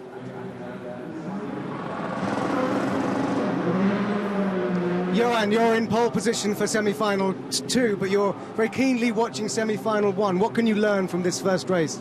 Not much, really. I mean, just trying to relax a bit and see what the other guys is doing, and then it's just to focus on my own driving.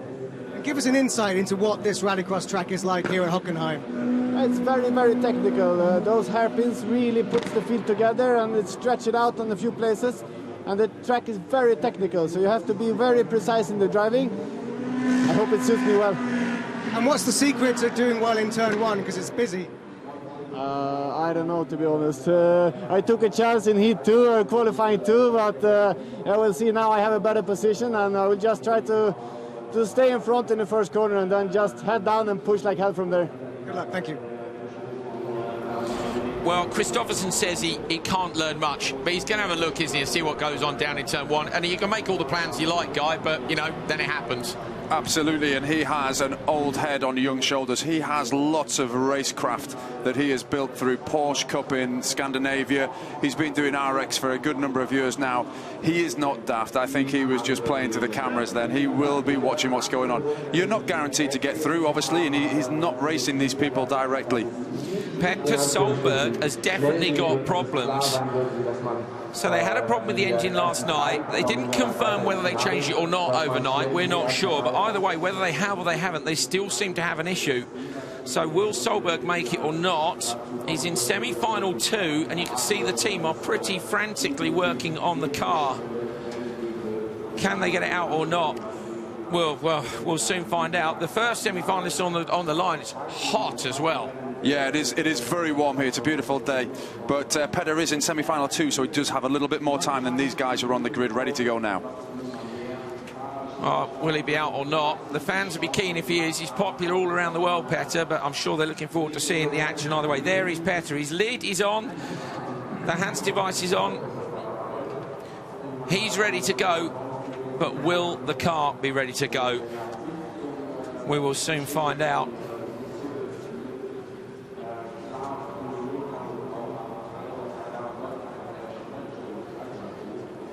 Semi-final 1 is on the line and ready to go.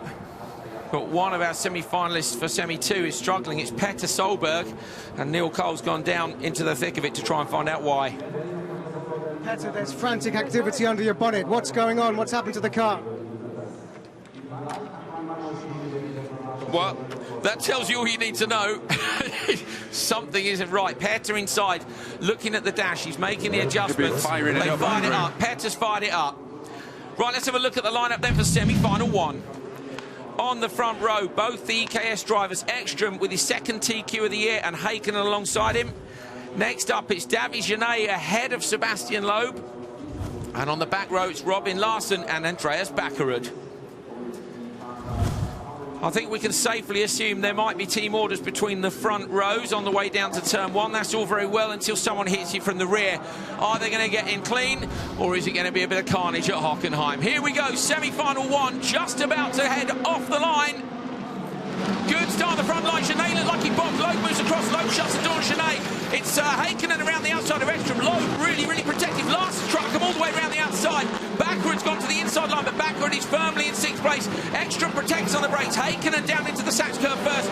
Genet's tight. Larsson's gone wide, and backward has had a look up the inside. Let's see where they are behind. And backward managed to get Larsson. Good move. Yeah, great. But Topi Heikkinen, we talk about hooking it up, and he got it absolutely spot on. He really did leave his teammate for dead then off the line. Matthias Ekstrom will be desperate to fight back. Not too hard, because he just wants to get through the finals. But he could do a double today, don't forget, because he's just qualified fastest in the DTM here. Great job by him. He was fastest in free practice this morning, so he's all fired up. Hell of a job, guy, to try and drive a DTM car. Literally, we're talking 25 minutes going to a DTM car. He does this, he gets straight back out into a DTM car, as we see Ekstrom He's going for the overtake now. He's going to try and do him faster exit speed. Doesn't quite work for him. Topi had enough time. But you see, teammates now, the spotters will be giving them all the information, just making sure that you saw Ekstrom cover them off on the inside, and obviously they're doing a job together. So Ekstrom moves across to cover the braking zone again. Genet was the Peugeot driver. Loeb up the inside of Genet. Loeb up the inside of Genet into Sachs curve. Very nice. Gently pushes him in the door and says, I'm coming through. So Loeb has gone through ahead of Genet. That was nicely done. Is he going to get it stopped in time for the hairpin? Oh, over the bar. He's having to go extra. Yeah. So Loeb had to go Ekstrom as well. So Loeb's on a fire, but now he's losing out because Genet's gone up the inside. Loeb's out in the dirty stuff on the outside. Loeb's going to lose traction. Backwards coming past him on the inside. Loeb down to 5th place. So, Guy, it went from hero to zero in 2 hairpins. It really did. We just caught sight of that early, not quite early enough. We can't see if he was really trying to do too much too soon.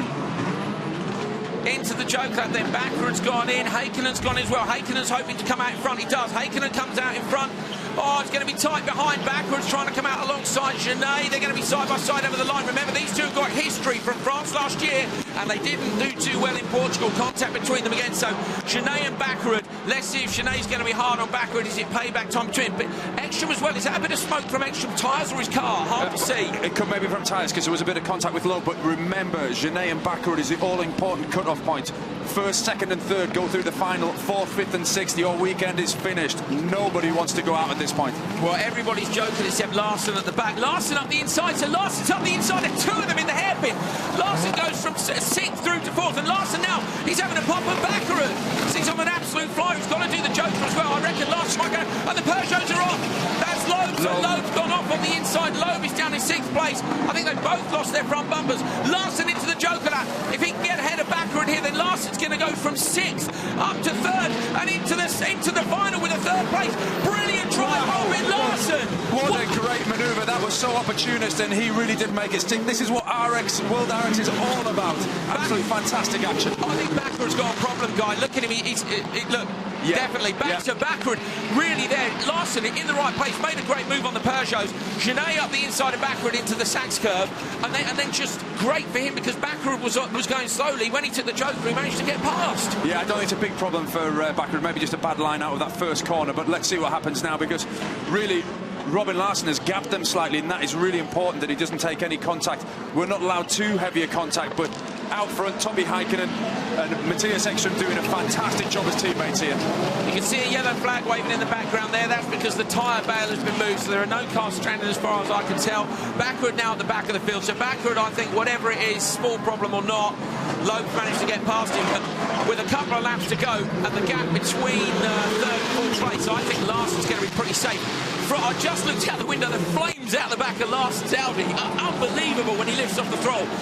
Ekstrom moves across. Is he showing? What's he doing there, guy? Because there's no need to defend. Is he just saying to Toppy, look, I'm still here on the boss? Quite possibly. He has got more racing experience than everybody else in this whole field. You know, we just don't quite remember when his career started, actually. He's not that old, but he's been racing since a really young boy. And rallying too, of course, Ekstrom. He's a handy rally driver, isn't he? He has. And, you know, he now will be conscious. He doesn't want to tangle with Toppy and risk a punch or even an incident. And obviously, the tyres that they're going around now in a normal race, obviously, would have a yellow flag and it would be a big issue.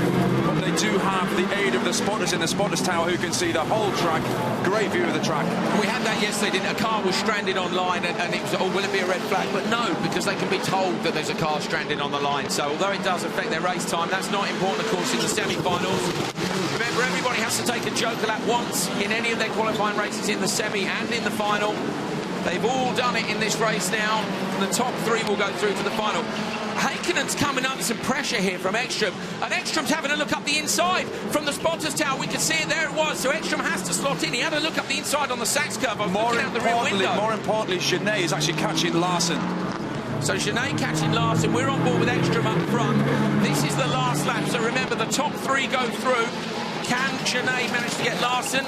Are the two Audis going to get tangled up? Fastest lap of the day, Sebastian Loeb. Unfortunately, that's not going to help him because he's in 5th place. So Haikkonen and Ekstrom sweep around the left-hander. They've just got 2 corners to go, and they're going to go through to the final.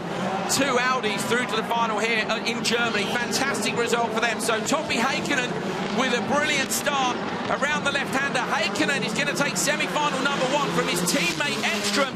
And 3rd place, it's really close between them. Genet spins in the final turn. Larson goes through. Genet loses out after clipping the tyres. I don't think it had got him anyway. It was Loeb that crossed the line in 4th place, and Baccarat is coming around the stadium section now.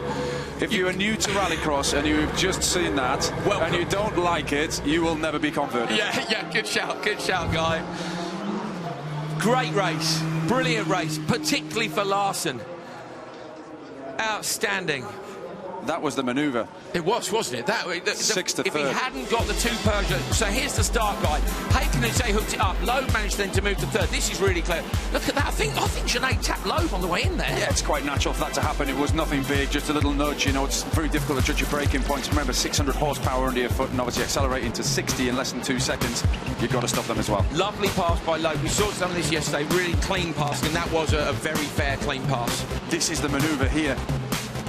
So that's where he lost out. So he ran wide onto the dirt, didn't he? So it's looking for Larson in the background. Here you go. Look at Larson.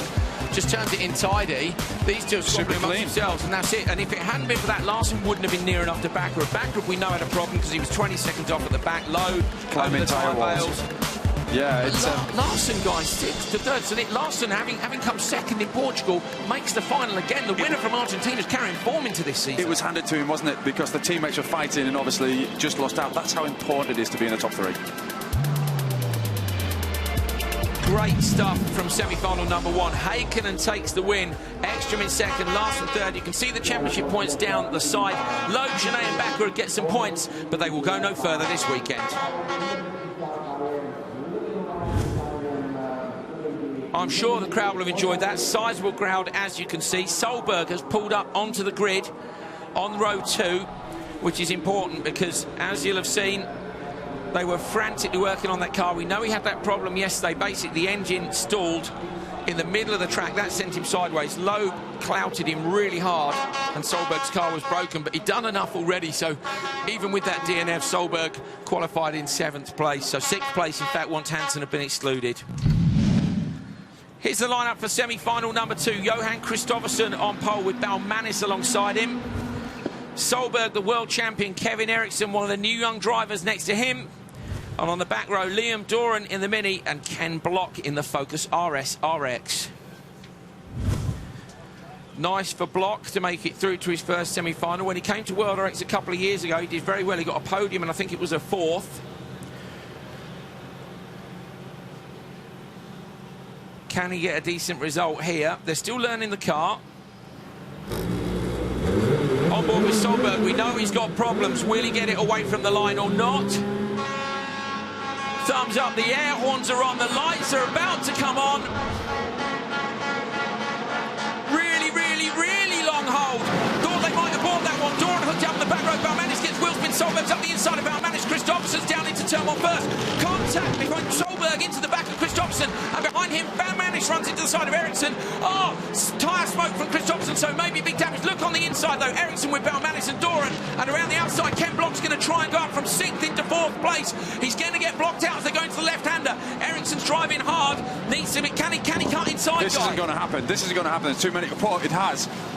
So back, Block runs wide, Block runs wide. Back. He's gone. It's a shame he was in 4th place. Ericsson there. It was all fair racing, but he's ended up off in the dirty stuff. And Block now trying to chase. They're all very, very sideways. That tyre smoke from the rear guy. Is it enough to cut the tyre or not? The bumper's folded under the rear. I don't think it is unless it's a bit of metalwork. But these are built for Rallycross, and they're used to that contact. Sorry, Solberg changed his mind. Solberg looked like he was going into the Joker. He saw Christophersen go, and he bailed. And he's so close here. That's maybe not the best move. Baumanis and Doran now all over him. Doran into the back of Baumanis. So good job by Christophersen. Joker's from the lead and back into the lead. Yeah, it's absolutely fantastic for him. He's a great driver. Don't worry too much about this. Well, I say don't worry too much. It's bellowing at high speed, you can obviously. Smell it, guys. Yeah, it's pungent, isn't it? It really does smell up here in the commentary box. But yeah, he's a fantastic start for him. He's out, he's clear. Petter Solberg is conscious. Baumanis is having a great weekend. Absolutely, really holding on to Petter Solberg strongly here. Let's see what happens. So around the hairpin. All 6 cars still in this one, Block somewhere near it. And the opportunist in this group is obviously Liam Duran, 1.6 engine still. He is just waiting for a 2-litre, but still he wants to pick up the pieces.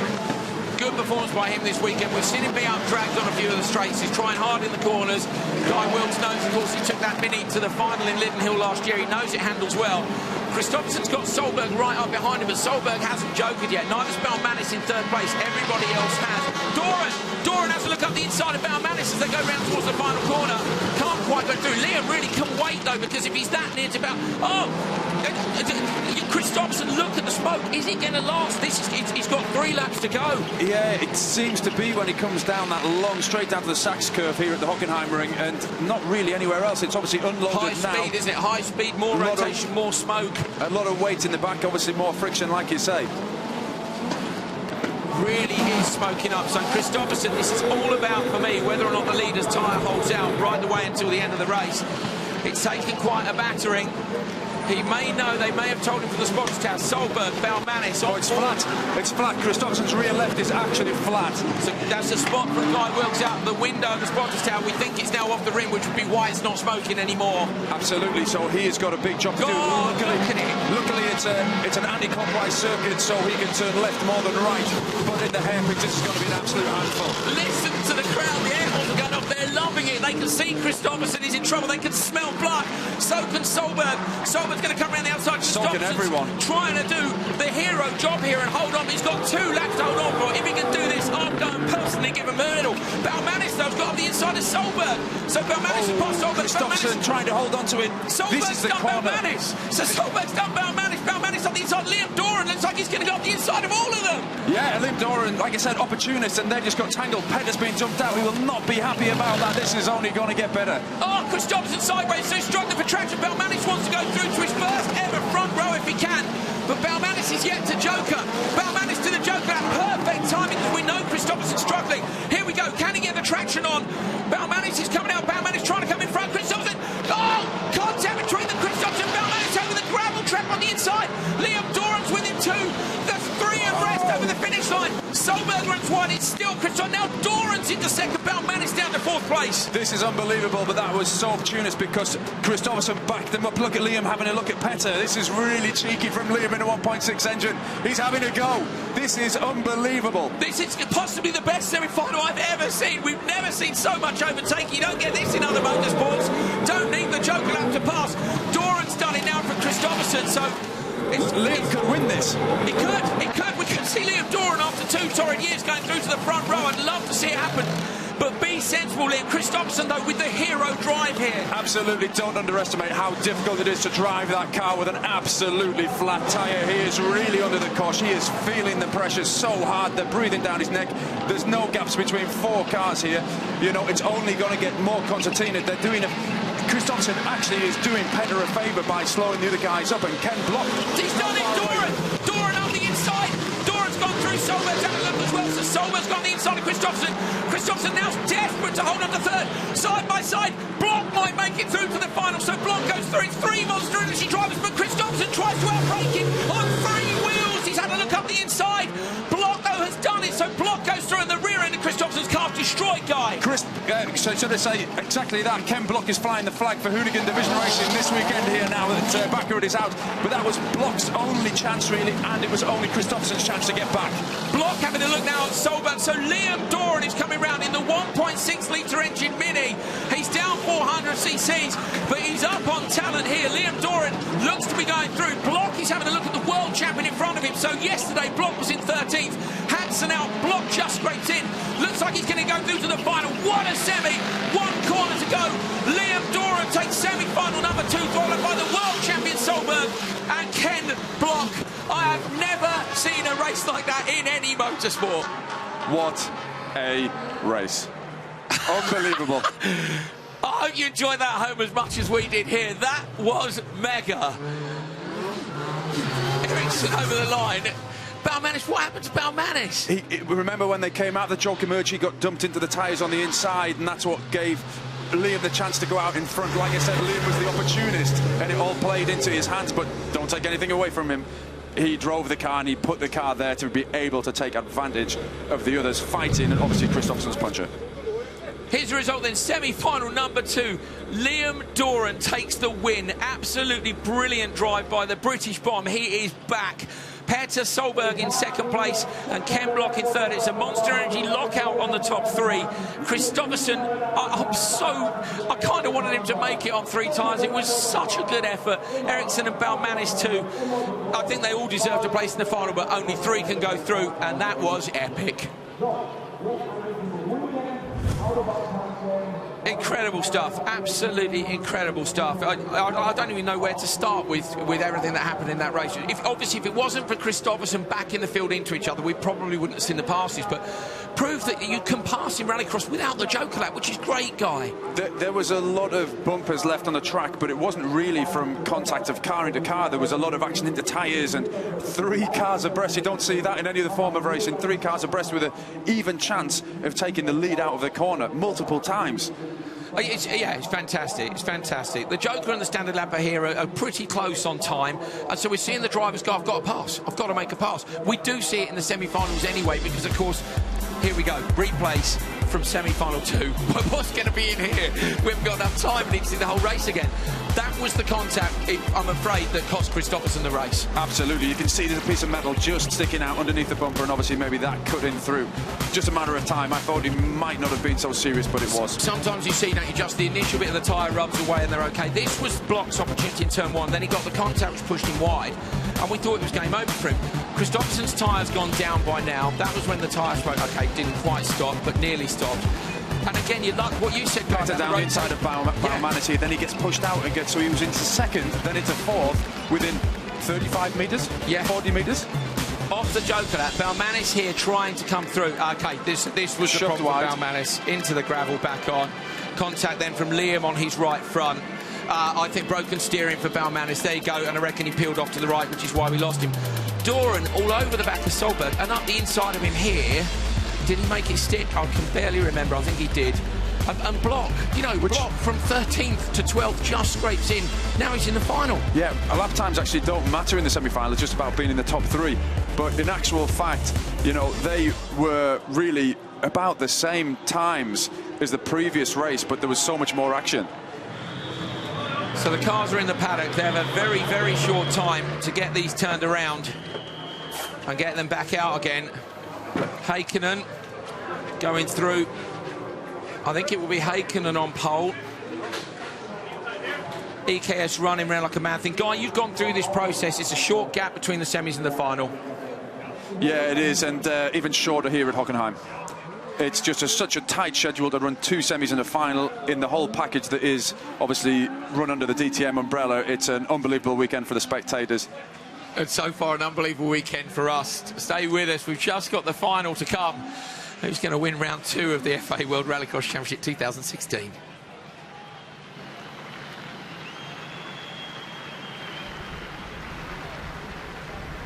That's Terry Grant out on track. He's got the Monster Energy girls with him. Always puts on a good show. The girls are looking relatively comfortable. I wonder if I know what's happening here. I wonder if they do. They're about to get donuts served, aren't they, basically? Absolutely, but I'm just smirking to myself because, like we've commented, this is the FIA World RX here, but like it's a bigger part of a motorsport event that's happening here, the DTM. There is people in the BMW tent, the Mercedes tents, quaffing champagne, eating lovely whatever. They're actually starting to filter out into the stands now. The stands where it's set aside for them actually have people in. They've been watching this on the TV and they want to see it live. How could you not? Action's been brilliant. So Terry Grant sending the little, I think it's a legend. Got another legend, Neil Cole. Neil Cole's with Timmy Hansen. Two legends, in fact. So we can go down and hear from them now. Well, Timmy, that was a very exciting semi-final. Yeah, it's one of the toughest races I've ever seen. I think people are hitting each other from everywhere, and I think it's too rough. And now behind us, we see them watering the track as well. So it's gonna be even more gambling in the final. So it's tough. Now, talk us through yesterday when you had the fire. It looked very dramatic. I mean, you're okay. You're out of the car quickly, but talk us through what happened. Yeah, I'm okay, but the car was in flames and ruined, I thought, after Q3. So there was nothing in my mind saying we could go again. But you know, the guys in my team, they did a miracle, and we rolled the car out to the start line. And I think there was just seconds to go until they would have released the race, but we made it, and I got a good start. The Porsche has been good off the line, and We can see shots of the fire now as you get out. What's going through your mind at that point? At that point, you know, it's like seeing your house burn down. So you love the car, you love your house, and it's painful. But with my team, you know, they put the car together, and we made an incredible Heat 4. And unlucky due to the fire, you know, the car was underweight, and I can't race today. But we could have won today. Well, thank you, and good luck next time. Thank you. Well, Timmy Hansen thinks he could have won. There's Baccarat dusting things off. So Baccarat now is looking after Ken Block's car as they get it prepared, ready to go and do battle for round 2 of the World Rallycross Championship. Anything can happen.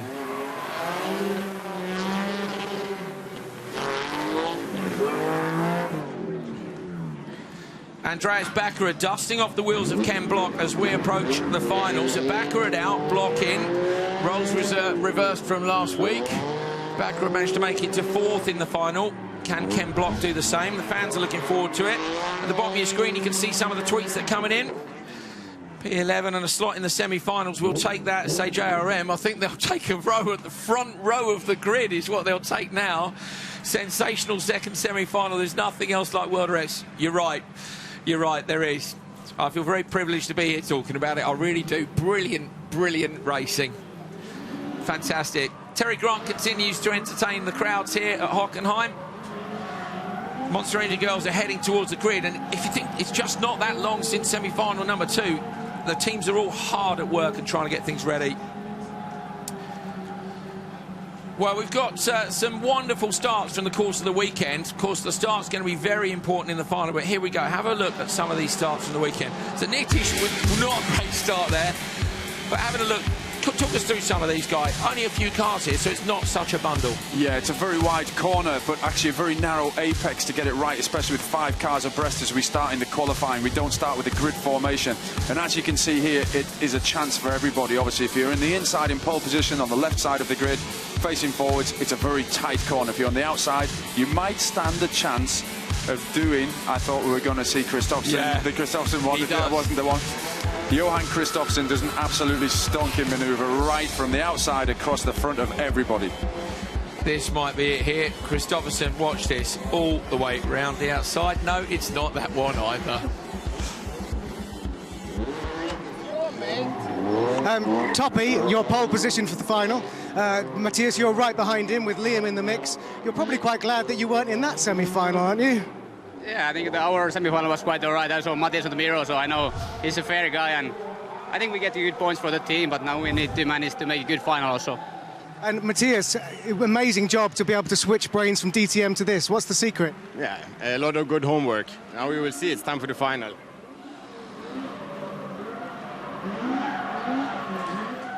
So the guys getting ready to go. Crowd are looking forward to it too. Packed grandstands now. A lot of them sitting up in the shade. It's been absolutely stunning here all weekend. 25, 26 degrees. Guy feels even hotter than that. Yeah, it's been a beautiful weekend over here in central Germany. So that, I think, is Peter Solberg's onboard camera. It is. Solberg, you can see there, I think it's him leaning his gloves on. They're working frantically on Solberg's car. Can they get it ready?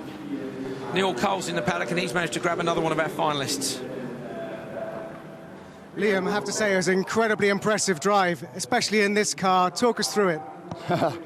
You'll probably have to talk me through it. I have no idea what happened. Yeah, the car's working great. It's easy to drive, and yeah, it's a little bit underpowered on the straights, it's quite obvious, but I can wheel it, I can drive it as hard as I possibly can. And so when people are making mistakes and hitting each other, I'm always there to get in the gap, and that's just showed the case. I was just always there when something went wrong and picked up the pieces and fought. Rallycross the battle, I just kept fighting, I didn't give up, and Dan, my spotter, did a great job telling me what was going on, told me not to push in the last lap, but I want to win. So I took the win, and I'm ecstatic. I can't, thank you to everyone for this. Well, your car's back on its wheels. Good luck. Thank you. Liam goes to get in the car, and after the couple of seasons he's had, running his own team, working really, really hard. To be fair, he's even said he misses running his own team, but he's handed that over to someone else, going straight away. The results have been brilliant. We're looking at Solberg. Yeah, the guys are under the bonnet in exactly the same area there as they were previously, so it's obviously a fault that they're carrying. So can they rectify it, or just basically make it good enough, patch repair, just to give him a chance? I'm sure we'll find out after the event what happened with Solberg. Maybe they changed the engine and it's turned out that it's one of the ancillaries, but maybe we'll be able to find out now, because I think Neil Cole is down on the pre-grid with Peter, so perhaps we'll get an answer this time.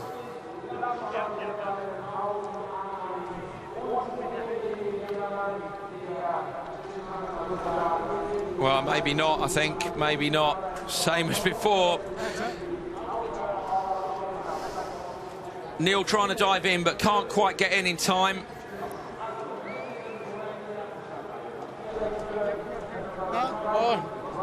I don't have any boost or response. So it stopped on the practice. But we don't have the time to do it, Because we had 3 minutes to fix it, but no chance. So lucky I'm here, You saw what happened in the semi. You can do anything. Yeah, but it's not very good. Good luck. Thank you. Well, Solberg not feeling too confident. Yeah, you can do anything as long as your car's in good nick, as we saw from Kristoffersson. And great to get these interviews just in and out the cars. It's frantic down there on the grid, and they're doing their best. You can see, particularly when you're trying to get an interview with someone who's under the utmost stress there, Guy. He wears his heart on his sleeve, and he's not going to throw a curveball under that pressure. He is telling the truth there. He's carrying a problem. We actually saw it. I expected him to be quicker and for Liam to be able to dive down the inside of him down the back straight, which is a long straight here. We know that the Mini is a little bit slower down there, top end speed, and that the Citroen of Petter is faster. Let's have a look then at the lineup for the final of round 2 of the FIA World Rallycross Championship.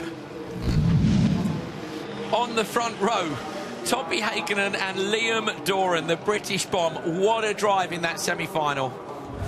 Row 2, Matthias Ekström in his second home, Germany, where he races in the DTM, where he's racing this weekend, next to the world champion Peter Solberg with what we think is a crippled car. Larsen, the Argentina winner, second in Portugal on the back row with Ken Block in his first World RX final of this campaign. Can't wait to see this. So, Guy, if you're Larsen's team, not who's going to be behind Solberg? No, it's going to be Block, isn't it? Ken Block, and I spoke to him this morning, and he was playing it down. Obviously, the car's brand new, and so is his team manager, Derek Dauncey, and saying, it's a long-term approach. I said, but you're bound to be happy. Obviously, you want to get one of the cars into the final. Obviously, Bakkerud isn't. Bakkerud was firing Block up, but Block was very chilled, and he's saying, no, we want to be clean. We want to make sure the cars, we get them to Belgium, and, we just want to have a good, solid result. We saw Block meditating in his car prior to the start in Portugal, so he obviously takes the calm approach. There he is with a quick tyre, clean tyre warm. the Cooper tyres. Championship's single mate tyre provided to all these drivers. They're limited on the number they can use on board with Ekstrom. If he wins this, he's got 15 minutes between winning it and jumping into his DTM car. So he's trying to stay relaxed. Block and Larson will have been told maybe that Solberg has a problem. We're about to find out who can get away from the line. Round 2 of the World Rallycross Championship. Good to go. It's another long hold. Larson dips 3 times in the back. Great start, Doran.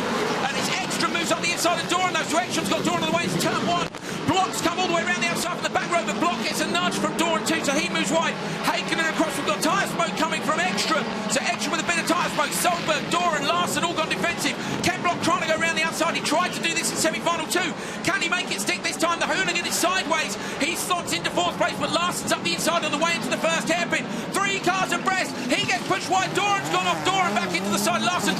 Block makes up the 3rd. Solberg sinks to 4th place. Carnage. That was an unbelievable first 2 corners. The Sachs corner was absolutely brilliant, and then into the hairpin it all changed back again.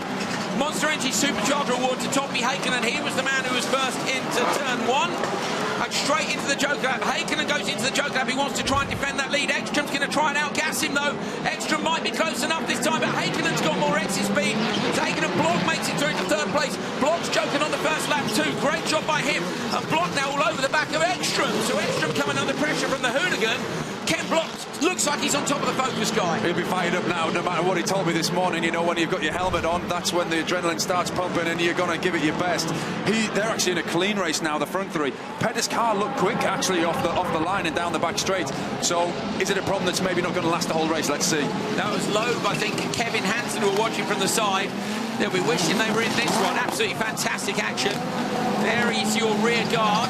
Solberg, Larson and Doran. Doran has joked already, so Doran now's lost out at the start there, Guy. I think, you know, a little bit of contact, and particularly in the hairpins. Wasn't the start. He actually did a great job from the start around Sachs curve. It was in the hairpin. He just got pushed wide and got run out. Whoa! Solberg's almost rolled it. Oh, in the background he has. That's Larson. Larson's gone over, so Larson has rolled. Solberg nearly rolled in front of him, and Larson rolled.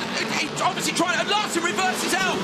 So from the Sputters Town, Larson is going. I can confirm he's rolled the car and carries on, just like Timmer's yarn of last year. Robin Larson's on the go now. The crowd will like that. That's great action, but back to the front. Hakkinen leading. Dominating. From Ekstrom yet to Joker. This could be a win for Hakkinen. Ken Block's looking like he's on the podium because he's Joker too. So Block now.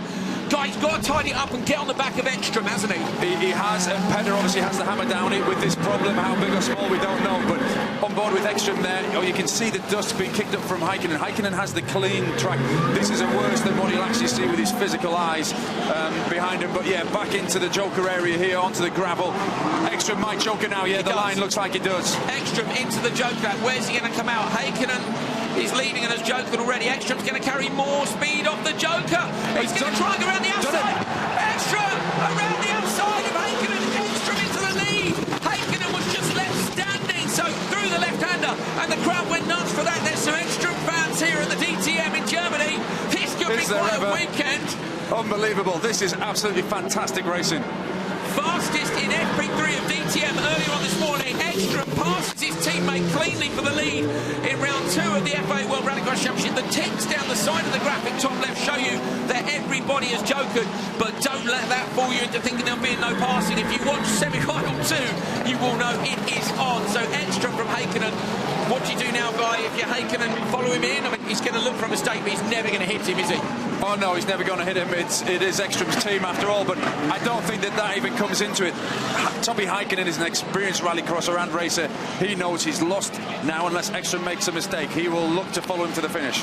And a word for Ken Block here, the Focus RS RX. He didn't make the semis in Portugal. He thought he hadn't made it here. Last year, Hansen qualified in 12th and got a podium, and it looks like Block might do the same. Yeah, he's going to flip it around reverse. Yeah, like going back to these 2 Audis we're seeing here in camera. The last thing they want to see is contact between each other, and both in the gravel or in a tyre wall or a concrete wall, as we've seen. To be fair to Ekstrom as well, he's gapped Hakkinen, and I think Ekstrom in the semi-final maybe where he was right behind Hakkinen. He's just being careful, isn't he? He's switched on. He's been out in his DTM this morning qualifying. He is absolutely in the zone. Block line in 3rd place. Ekstrom leading from Hakkinen. Another lap to go. Block sends it over the crest sideways. Solberg is following him. Solberg's near enough to Block here to do something with a lap to go. Solberg chasing him in 4th place. You can see him in the background. There's Solberg coming into your shop. Can he get Block on the final lap or not? The air horns are going constantly. We saw a guy yesterday with a huge cylinder, like a diving cylinder of air on his back, attached to an air horn. That's a proper air horn. The fans here in Germany love their motorsport, and they are loving the World Rallycross Championship. Yeah, it's absolutely fantastic. What a delight they've had to watch here with these 3 races. Matthias Ekström is on the final lap.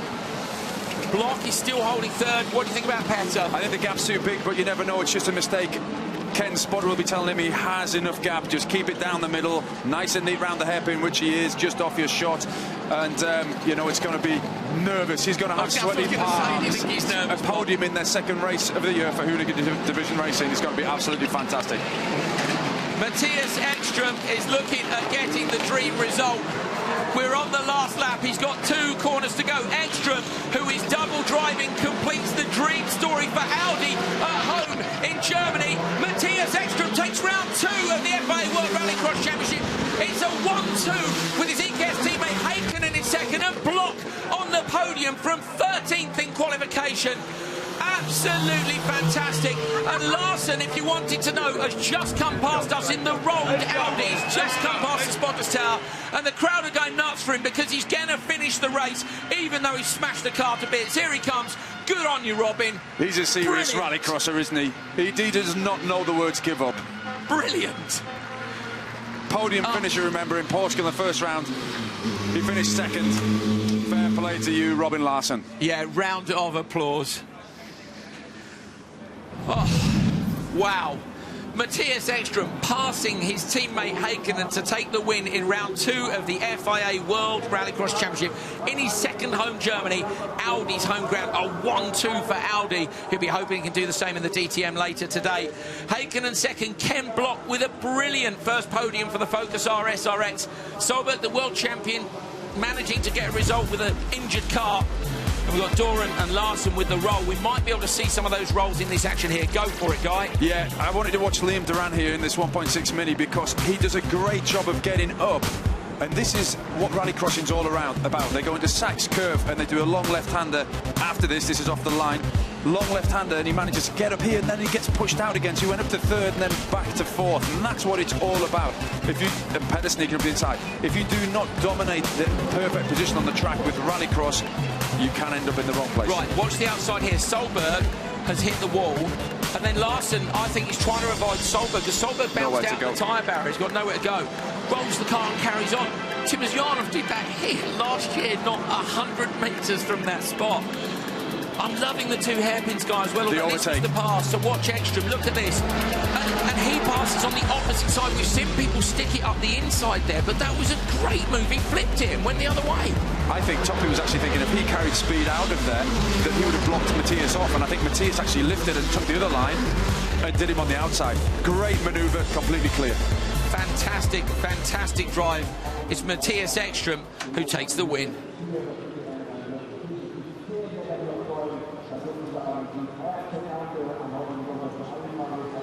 Epic final. Epic weekend. Absolutely brilliant. Oh, right. Neil Cole, let's gather ourselves together. Neil Cole's up in the Iron Spotters Tower, and he's with Matthias Ekström's spotter. That was a perfect race for Matthias. Unbelievable. Yeah, I would say it's a perfect weekend. A lot of hard work. We had some small issues with the car yesterday, so we stayed until 2 o'clock in the paddock and up 6:30 this morning. So this is the top of it. It's great for the team. It's great for Matthias and Toppy as well. Superb for the team's championship. Yeah, it's excellent. It couldn't be better. Now, of course, he's got to go and get into his DTM overalls and drive DTM. How does he do it? I don't know. He's taking the e-bike from the podium straight into the DTM paddock, changed the overall, and out in the next car. So I guess no champagne for him? No, not until later. Well done. Thank you. Too serious. Thank you. Well done. Thank you.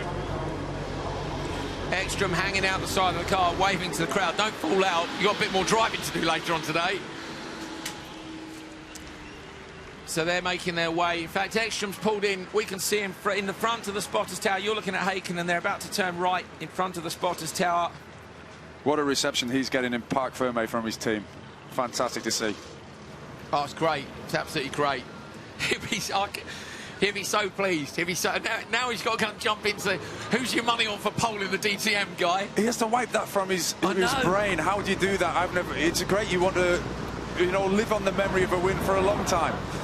It's Capito. Yes, Jos Capito. From VW Motorsport, congratulating Matthias. So many guests here this weekend. Shinoji, Mickelson, Capito, all from VW. Scott Speed was here. Great to see people. Yeah, people want to come and see World RX, including the fans here, Guy.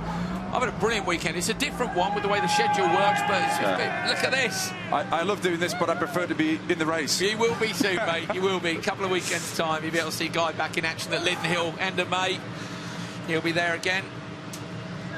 Let's hope we might see him doing the same as this. But such a fantastic result. EKS RX with a 1-2. Ekstrom winning from Haken at Ken Block. There's Ken's trainer. That's Kit, who looks after his physical training and his mental training. And I am so chuffed for Ken. To think Portugal was a disappointment. And, you know, people question whether or not he can do it. He can do it. Can't question it there.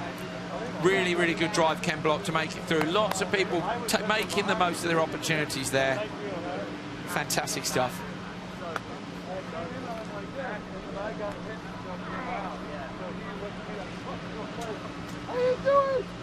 Neil Cole is down there. We can see him in the background, and he's managed to grab hold of our winner, Matthias Ekstrom. Matthias, you look very calm and collected, but that was a superb final and a great weekend for you and the team.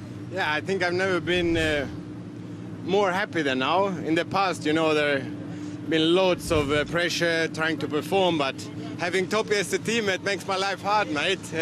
He's giving me to work hard for it, but I'm so happy. I mean, to win here in front of all the DTM fans, the 1-2 for Audi, I think it can't get much better, mate. And also it's great for both championships for you.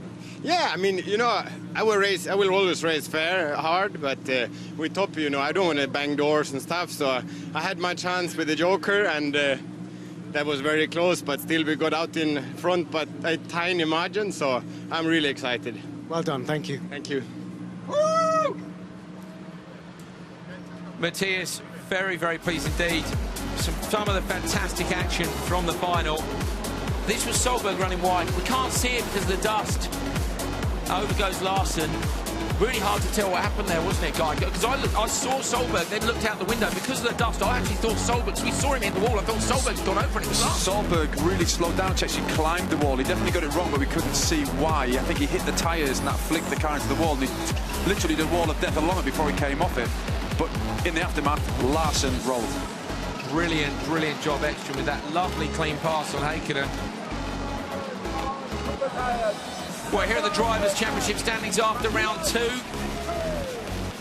Ekstrom being given the trophy. Solberg and Ekstrom on equal points. Ekstrom moving up along with Haken, Kristoffersen and Larson going down. Loeb going up. Bakker down to 7th. Ericsson staying where he was in 8th. So equal points, and now 3 drivers within 3 points. Doran with a brilliant result moves up. Genet and Balmanis had good drives this weekend. Ken Block as well. Hansen, the big loser this weekend. So Hansen down the order. Nitish, Kevin Hansen as well, of course, went off on his warm-up lap yesterday. So not ideal for them.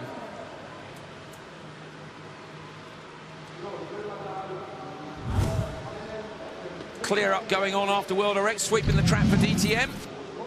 Here are the team standings. EKS continue to lead, and that is a mighty lead after 2 events. 93 points compared to 48. Volkswagen RX Sweden in 2nd. Hoonigan Racing Division up to 3rd, and Team Peugeot Hansen down to 4th. It's very close between 2nd and 4th. Guy Wilkes, thanks very much for being with us this weekend. Enjoyed? Yeah, absolutely. It was fantastic racing. Cannot wait to be amongst it at Linden. Looking forward to seeing Guy back in action at Linden Hill, end of May. British driver racing at home, but my goodness me, Matthias Ekstrom, not a home driver here in Germany, but might as well be with his history in the DTM. He's got the dream result, but some of this fantastic action from the course of the weekend. The 2 new hairpins at Hockenheim, for me, a great addition. We've seen loads of passing down there where people have made mistakes. This was the fire with Hansen yesterday. We never thought that car would be fixed in time, and Peugeot Hansen worked miracles to get it back out. He was second quickest in Q4, but the car was underweight. Those are the rules, and unfortunately Hansen was out. It was a shame. It was still a cracking bit of storytelling from a wonderful weekend of motorsport here in Germany. Cleaning off the camera in the sponsors tower. We've had a little bit of dust this weekend, but the track's held up brilliantly. Absolutely wonderful surface here to race on. Can't wait to come back. Low being pushed wide at the hairpin, and these were those moments we were talking about. Did you use the handbrake? Did you do it tidy? Either way, you managed to slot through. This was semi-final number 2, which is quite possibly the best World Rallycross race I've ever seen. Certainly the most action-packed. We had no idea who was going to go through with this one. Look at this, passing left, right, centre. 3 cars abreast. Kristoffersen, the big loser with that puncture, and panels flying off the car. Doran went through to the front row with Solberg and blocked right behind him. But it was action all the way. Solberg still desperately trying to get the car fixed. Somehow he always seems to have a battle, but he always seems to pull it back out. Haken led from Ekstrom. It looked like it was going to be a 1-2, and that was going to be the order, but Ekstrom came up with a master pass later on in the race. Larson rolled the car, there it was. He managed to carry on even after that. That was Solberg, and that was the incident which caused the problem, but there was the pass from Ekstrom. He switched it up, he slotted round the other side, and he takes the win here in Germany. On his doubleheader weekend, he's still got the DTM to come. Absolutely fantastic performance by him. If you enjoyed this, don't worry, because it's only 3 days and we'll all be heading to Belgium for round 3. We'll see you there. Here in Hockenheim, place number 1 for Matthias Ekstrom, place number 2 for Thomas.